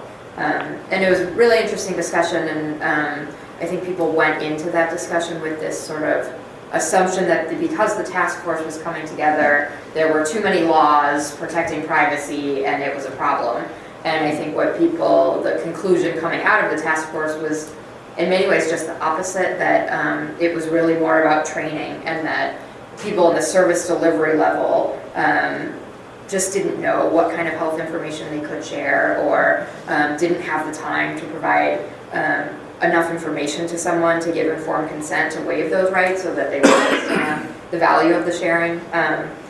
So it was just kind of interesting because it's this much larger philosophical conversation about how much data is really, what's the critical mass of the value of data, and when you get too much to actually be very harmful to people's rights, particularly from the ACLU perspective in regard to when law enforcement agencies or other types of government agencies have access to that could really infringe upon people's rights. So it's a very difficult balance. So Betsy? So, well, when Cinnamon brought up the privacy officer, that was part of the bill in the last session. Are you going to be bringing that back? I had not planned on bringing that back, frankly. It is something that I continue to look at. I will tell you that the reason I had not planned on bringing that back is the blowback I got for proposing a new, yet another institution in the state government was pretty clear. I mean, from Democrats, Republicans, leadership, non-leadership, it was, you want us to approve another position, overall position. That was not something that anyone, that I got I did not get a positive response to that from anyone. And so maybe I didn't talk with enough people, but I think I talked with enough of the folks who had the issue. However, it was made clear by the Legislative Committee on Audits and Information Technology. I was on that committee in the 2011 session, 2012. That continued, and the person who was chair is leaving, and that's Chris Harker. So we may, and he was, he's a techie. I mean, that's his whole life. But he was, but it may come up again within that committee. I've been told that that's a possibility, and he brought it up, I think, as well, because of a few other less than stellar technological experiences with the state over the last year. It may not be within education, though. I think that overall they're looking for privacy in general. Right. And so, because privacy goes across all aspects, and education is one. Right now, our office is used for security and privacy as a resource, but that said, we have to be generalists. We can't exactly be specialists in everything, because we have an office of 4 staff. So, yeah, and education and awareness is our biggest effort to do. Do schools call you at all? Do schools even know, or districts? Yeah, actually, we get them from local school districts. We get them from community colleges, higher education. We get passed through from the federal government about what, like, website defacements at school districts or higher ed, and we are the contact for them. So we do consult all across the board, but again, it's hard to get the education and awareness out there that there's a resource for them to call. So. Yes. Yes, Jim Craven. We had copies of Senate Bill 1177 from California, the Steinberg bill. But we haven't said anything, so. We're about, that's our next item. Oh, I thought you were wrapping up. Sorry. No, I stupidly thought we're done at 1. We're still doing it on time. Cynthia? Yeah, I just wanted to say something about the de-identified data. We're in the FERPA universe. FERPA prohibits disclosure of data, even if it's de-identified, if a person, sort of your reasonable person within the community with the general knowledge of a member of that community would have, can put together enough information there to identify that person. So we have to go, we're very cautious in terms of releasing or disclosing de-identified data to run through that analysis. And we tend to err on the side of caution and not disclose it. And we have an Attorney General opinion, Oregon Attorney General opinion about cell size. So when we're releasing de-identified data, I think it's if there are 10 students are fewer in a class, for example, we won't release that data. So, we're very conscious of that ability of people to triangulate or figure out who someone is, and we do our best to make sure we're complying with that rule. And we do that too. We have a 10 and 50 rule, so if the numerator size is ever 10 or fewer, or the denominator is 50 or fewer, then we cannot. And then we put that on our data users too. That's more restrictive than Because they're not allowed to education. release that or share that finding.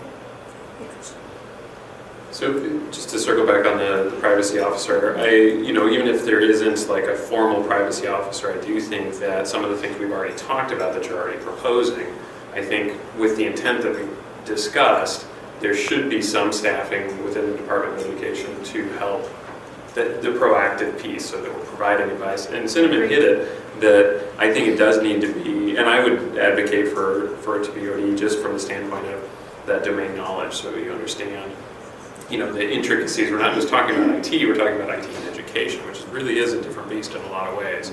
And the knowledge of FERPA and how it applies, and the knowledge of the business and how it applies. So I do think that we can still get to some of the staffing and resourcing for being more proactive in this arena without calling it a chief privacy officer and making it a whole thing.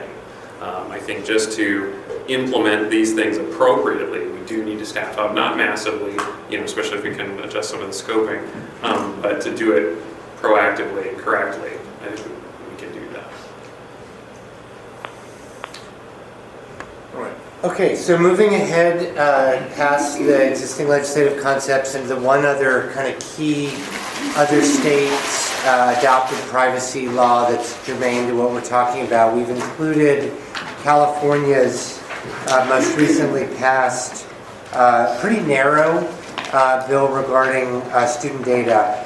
And what I'm going to do is pause while folks just refer to the Legislative Council's digest of what this is doing, because we've provided the law in the digest. So just skim back over the digest or read it if you haven't had a chance to, and then we'll follow the same process. And here I think it's really the question of, do we want something like this for Oregon, or is it really encompassed already in the proposals that we've seen so far, or what's already in Oregon law?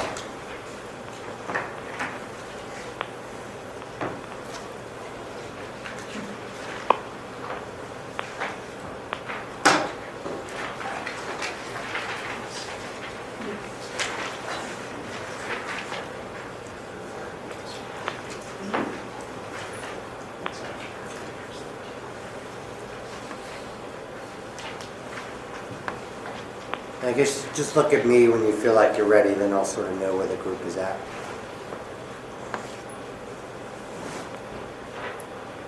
You have to keep looking at me, just look at me. Otherwise I'll get nervous.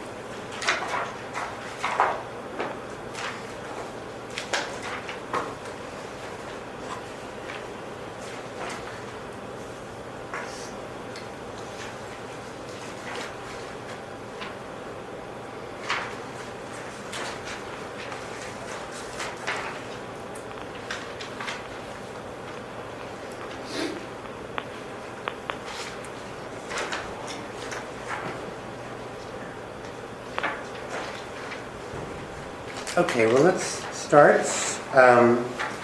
Again, this is really focused on operators outside the system and disclosure, marketing to students, websites, things like that. Thoughts from the group about or the audience, because it was definitely called out by an audience member, about the California bill and whether it's a good thing for Oregon or something similar. Not everyone at once. Helen? Sorry. I just want to say, my friend, on page 5 of item 3, there's a pretty exhaustive list that you might like if you haven't seen it, about what could be considered in some of your bills. Yes. So this usually personally identified information stops at a certain point. This goes pretty extensively. So I just want to Yeah, I appreciate but it. look, there's a lot more of the things that we've been talking about as opposed to just PII that might allow you to have language that gets to the heart of what you're talking about. So it's a great. Exactly. Biometric, religious, yeah, it's pretty comprehensive. Yeah. Disability, socioeconomic information. Yeah. I mean, I've never seen Photo. such a beautiful list of things, and it's something. California is probably the leader in a lot of the things on privacy. And my only comment on this is that it's only online. There's a lot of paper things that go on in schools. You have people that come in and have kids sign and write information down. You know, as much as, you know, people think technology is all online, the biggest worry for me is actually paper and people talking in the wrong places at the wrong time. So, I would choose to look at it in a broader than just online. I think it's great that this is, that this No, is targeted at the third-party operators, like the vendors, as opposed to being targeted at the educational institutions, because it really, and I'm curious, I haven't had a chance to read this thoroughly, but I don't know what the enforcement mechanism would be something like civil penalties. Yes. But I think that's a great approach because it gives you something outside of a contract remedy, which is usually what we're stuck with now. You need to report that in the contract. You need to be compliant with this. This allows the state to go after Yep. those third-party vendors.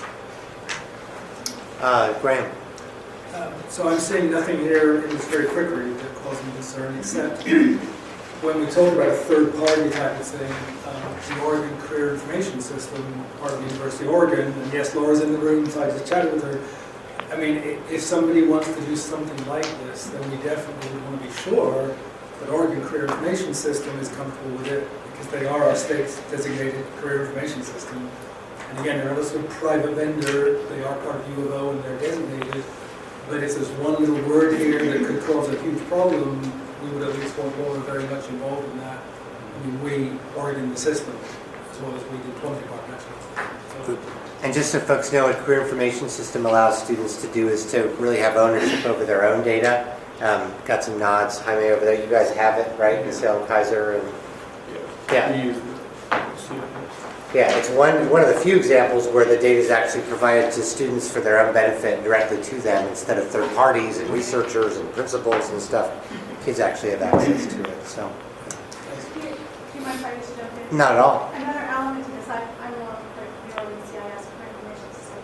It's a cross-sector tool, so it's used by VR, it's used in the workforce and employment offices. This language is very school-centric, so a student could effectively take their portfolio and move to any particular iteration of CIS with tools that are specific. You need to look up to help people in that particular situation. And so this is very school-centric. That might be something to think about. Thank you. Other thoughts from the committee, the work group? Does the bill say what happens if they don't? You know, I started to skim I don't it. Can see someone else who's anything. not facilitating skim it? I'm not sure if it does. And that, I guess, is one of my biggest critiques about it has, so what? Yeah. Well, sorry. It's added to the business and professions code. I think we'd have to go look at the broader. And that may be it, that you need to find out. But it's hard. But if not, so what? Yeah, there need to be. Or something. In the discussion that I've had, the brief discussions I've had with folks who were involved with this bill, it does reference other kinds of remedies, and it's not specific within the bill because they are already part of the California That's code. great. But yeah, there needs to be a remedy if you don't comply. That's a theme. Yes, it is. Other thoughts from the work group or the audience? Or any knowledge you have about California, the context around it, or?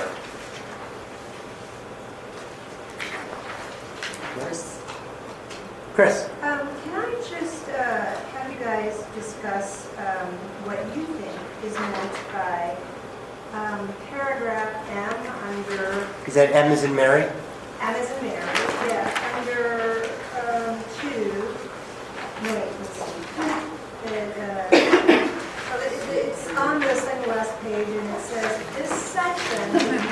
apply to general audience internet websites, blah, blah, blah. Does anybody have a good interpretation of that section?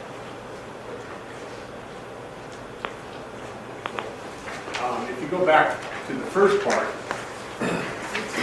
the very beginning of the bill, the first paragraph on page 3 at the top, it talks about operators of an application used primarily for K through 12 and designed and marketed for K through 12 purposes. I think this, and I'm not an expert on the bill, I think that M is just things that legislators do to say, even though specifically over here it says that we're just talking about K through 12 stuff marketed for K through 12, we're going to make absolutely sure that doesn't mean other things. That's my guess, but. Well, and so what I'm trying to understand in the context of this is that it suggests something that, it's just not applying to something that would clearly need to be defined well. For example, you've got Google. Google has Google Chromebooks and apps. The Chromebooks, as I understand it, require sign-on. And Google has an expectation it's their business model, no matter what, to know who what the IP address is, and then to identify whomever the user is, regardless of whether they say, oh, we're not going to do micro-targeted advertising. The point is, to what degree does it then create a loophole for a product such as Google and Google Chrome by virtue of the fact that, it doesn't apply to students who might use Google Chromebooks because it's a general audience, general login, et cetera, et cetera. Thanks for that question. My guess is that Google Apps for Education would clearly apply here. It's not a general audience one, but it's a good question is what does that really, is that a big backdoor or something? And more specifically, would we want to make sure that student privacy is protected under circumstances of usage, for example, of Google Chromebook? And how could we specify specifically that is the case, that will happen? That students will have their privacy protected, that their searches through Google Net, their access to YouTube videos, whatever they're doing is not going to be identified with them in the clouds that they use to store. Got it. Are there committee questions or thoughts about the California bill? Cheng Fei. I think on page 5, item J, the language is used to define K through 12 school purposes, referring back to our early discussion of what educational benefit is. I mean, this is around the same line, so this is like a list of things that we would want to maybe define. Thank you. Okay, well, if not, I think we're ready for public comment. Are there any general sort of summary comments? I'm not sure that we'll meet again. We're about to enter legislative session. And we'll be, but I will, once I have talked with legislative council and adjusted the bills basically with your suggestions, we'll send them back to you and you can distribute them to everyone who's here. Okay? And of course, I'll say this as often as possible. My office is open. Yeah. When we're in session, please drop by. Please let me know. As we start to go through these things in terms of the bills, we will be having hearings and other discussions as well. It would be helpful for you to talk with your legislators, the folks that you know as well about these ideas, and let them know how you feel about the ideas. It helps a great deal. Many of them already know, but I'm going to make sure that I want to make sure that you get that across to them as much as possible. We do not know who's going to be chair of education committee. I will be very blunt about it. I hope I will be. And if that's the case, then I will be able to adjust some of how these bills might be going forward. If I'm not, that's fine. I'll still push through it and try to get some other things through, because folks do know about it, and there are other legislators who were not able to make it today, but there are other legislators who are clearly involved and interested in this issue. Okay, and the first up is Lisa Schultz. And Mike, would you mind vacating that spot so Lisa can have a good view of the front? Thank you very much. Sorry that I... Oh, it's okay. Take care. Take care, Becky. So the rules, I think it's 3 minutes-ish, but if you go over a little bit, I'll let you know. We're not going to be that draconian, and we may even engage in a little dialogue like we did last time. I thought that was good. So, Lisa. Okay, thanks. I'll try to be brief. I have a handout that I'm passing out to you, and my comments will be centered on that. First, I want to thank all of you for your hard work. This is an incredibly difficult and complex topic. It's also very new. I think we're all kind of operating in a world that's blind. I guess a little bit about my background. I'm a resident of the Beaverton School District. I'm a former school board member from Beaverton. And by day, I'm an electrical engineer and work in electronic circuit design and test. In the sheet that I gave to you, the first paper is Student Privacy Bill of Rights, directly copied from the EPIC Electronic Privacy Information Center website. The rule changes to FERPA in 2008 and 2011 significantly changed the law, and it set off a lot of people looking at what to do about data privacy. And EPIC has been looking at that. They've come up with, I think, a pretty comprehensive framework based on fair information practices. So I know it's been very helpful for me to have a document like that to refer to. A couple of things in that document that might be newer that I didn't really hear talked about today is number 5, talks about making the algorithms public. I think that's very important. Electronic information isn't just like electronic paper. It really has a whole new capability, and that's where the power, both good and bad, lies in electronic information. So making algorithms transparent would be extremely helpful, and I hope that you can incorporate that somehow into your framework. I do view your work as just the beginning. I think that data privacy will be ongoing for the next 50 years. So. Yep. And then number 3, respect for context. Repurposing of data, I think, is a very big concern that was touched on a little bit here today with the sharing between agencies. But I don't think any of us, I certainly don't fully understand what could happen as a result when we repurpose data and have other agencies looking at it. I know that State of Oregon and Mr. Tromba, you maybe have more information on this than I certainly do, but we have shared our information in the longitudinal database with WICHE, and I'll let you, Western, I guess everybody here knows what that is. But I read on their website that they have been experimenting, and we participated in that, in multi-state longitudinal data exchange. I think that's very concerning to me when we talk about using data to track human beings. So anyway, I know we all have good intentions, but everyone should remember that this data will long outlive all of us. And these students are living and growing up in a world that we won't have experienced. Everything can now be collected with biometrics and RFID and all sorts of things. So anyway, that's that comment. And then the other thing that I heard you talk about was there's a lot of talk about the difficulty of legislating things. And so the second document is from the U.S. Department of Education, has an online data ethics training course. You can get a little certificate. It takes about half an hour to go through it online. You get a little certificate at the end and you take the quiz. But it is free, and I don't know if any of you have seen it or are familiar with it, but I think it's an excellent resource. I know people are burdened. They don't want to overburden their staff, but promoting this and maybe the idea that, hey, look, I've got my certificate in data ethics.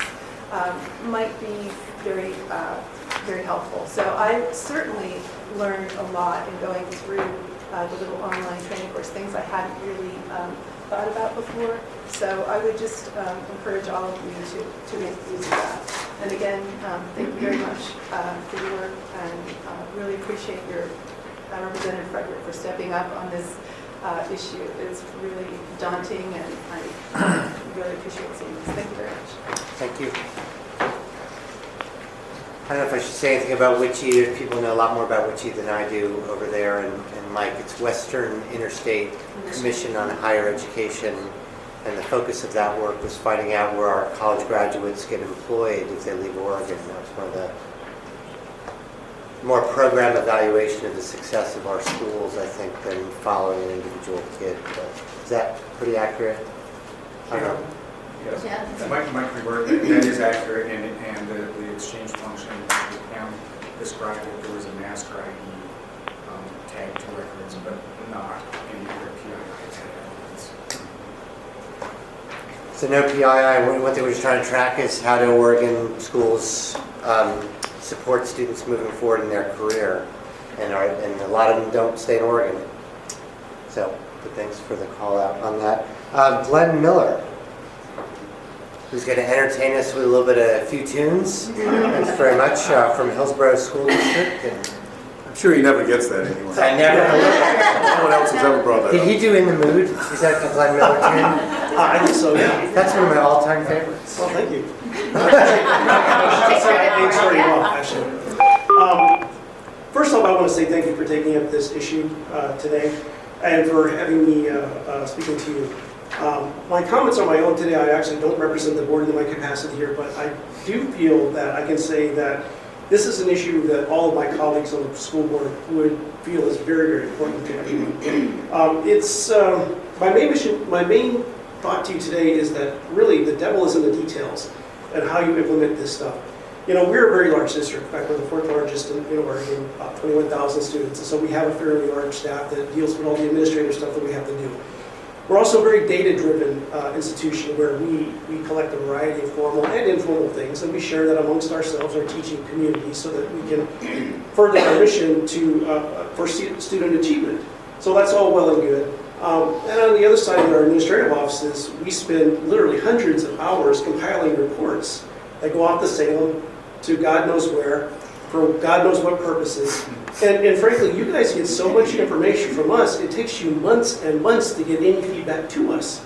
And often that's too late really for us to really make good quality decisions. I mean, you know, the test scores and whatnot you look at, you come back. And so then it's like next year we kind of look back. And so adding to that burden, I don't know how that really solves things. I would tell you that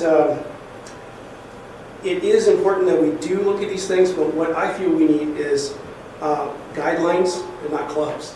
You know, we already do, as I said, a lot of that stuff.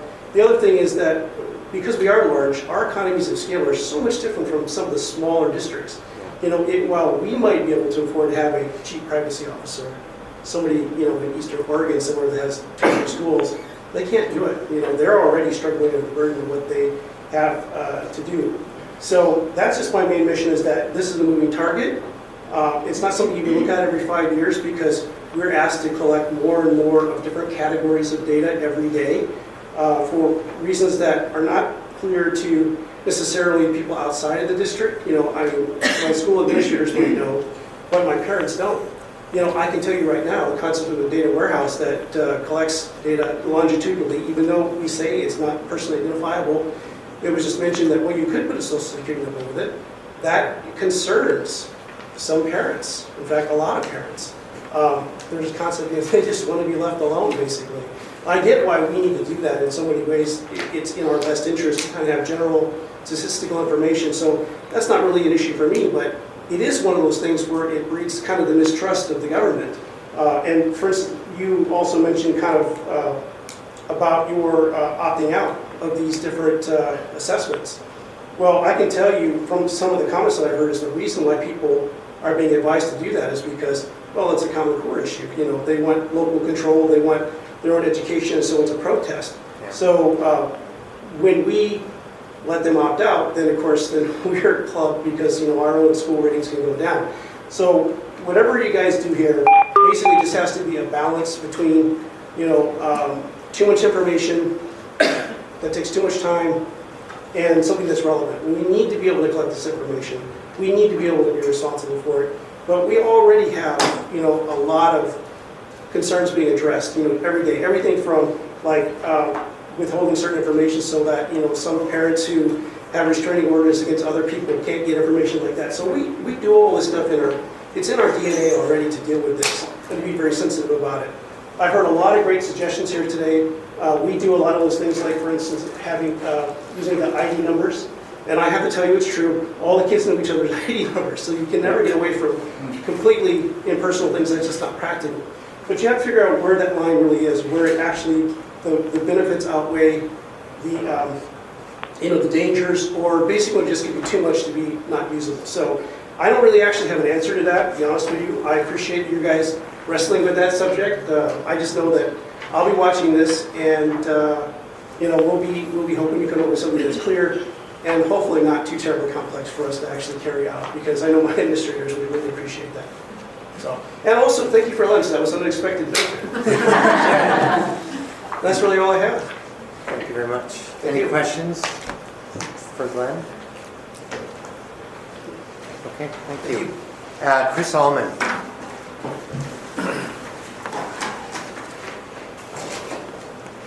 So, no Allman Brothers jokes for me? I know I was going to go there, but I can't guarantee. Yeah, my cousins. So I really appreciate this rich discussion that we had. And as with what Lisa pointed out, e-data is vastly different than what we've dealt with in the digital world, or in the analog world before. There's many powers and pitfalls. I heard mention, and I'm glad to hear this, that there are more people who are recognizing we need a clearinghouse, a go-to person, a chief privacy officer, if you will. And as we brought up in our testimony 2 years ago, there's even a really good state to look at. Ohio has done this for quite a while. They have privacy impact assessments. They do it as a global basis, looking at the variety of issues, and there's no question that as we think about the interagency interactions, that we're talking about more than just FERPA and HIPAA. We're talking about HIPAA, Graham, Leach, Biley, and you know, Federal Trade Commission issues. And so it really requires someone who has expertise to whom school districts and schools can go. The other thing that I wanted to point out is having looked very closely at this at healthcare too, I think we have a model to look at for enforcement. Because HIPAA, in putting into their laws with the high-tech laws, they started the Office of Civil Rights in HHS, a means to have enforcement. And this included civil penalties, as we're trying to put into place. And now as it's going downstream, which includes audits that they've done, they are eventually going to get to that point where they're auditing business associates too, which are the equivalent of the vendors. Business associates work with the quote covered entities. So when we're thinking about audits, and I'm so grateful that you're here, we need to have not only a go-to person who can be the expert on privacy, such as a chief privacy officer, but we need a means by which we can audit this. And we need to start out slowly so that school districts are getting the information, learning how to implement it, coming up with the technological expertise to do so, and then folding in ways that not only through civil penalties, but potentially private lawsuits that are that go along with the Senate Bill 1177 that California puts into place, where there is private right of action, that we have multiple ways that we're trying to have checks and balances on this. So altogether, I just would like to say, I'm very worried about the burden, as Betsy has made some concern about how much it would cost. I'm so glad you've folded in, Lou, your other bills that ask, well, how much time are we putting into all this? And that includes administrative time. So we have to think about this, and we have to figure out how quickly we're moving forward. This, not only the way that we're storing information, but we're using education, digital platforms for education, and quickly turning on that switch before we don't have privacy by design built into what we're doing. So that's pretty much what I'd like to say. Thank you very much. Any questions for Chris? Okay, thank you very much, Chris. I'll just ask, are there any other comments for the good of the order? We've sort of had some summary comments. Betty Reynolds, Oregon PTA, and as we've gathered information, this is a general comment, as we've gathered information and resources for parents to help all students achieve, I just wanted to comment on how much I've appreciated the assistance of and commitment and collaboration with Oregon Education Investment Board and the Oregon Department of Ed, and how greatly I appreciate the collaboration of our education partners, including the Oregon Education Association, Oregon School Boards, COSA, and observation is I think we all want the same thing. We all want all students to achieve at their highest potential, and I just want to thank both of you for convening this group and including such a diverse group of perspectives. If I may, at the end here, I just want to thank you all for being involved. It was one of those things where I said, who's interested in this? And I just said, and they said, well, you're only going to have a small number. I said, no, I'm not. And everyone has not only shown up, and your work has been extraordinary. I just want to say that's just been outstanding. It's very, very helpful. I can point to that. And Peter, appreciate all the work that you've done in bringing this, and coordinating this, and bringing it all together, getting people here and getting information out. We will probably end up having more conversations about this. I expect to see some of you in the audience. I know I'll see some of you in the audience when we have these conversations in terms of hearings, and I hope we'll have hearings on this. But I really would like to have you there, and I just want to thank you for being here. Appreciate the students showing up for this. Come back. This is, you're always told that you're our future. We're not kidding, okay? You really are. And we just need to know what, in fact, what you need to do is you need to start looking at the fifth graders because they're your future. and check with them, look over your shoulder because they're heading that direction.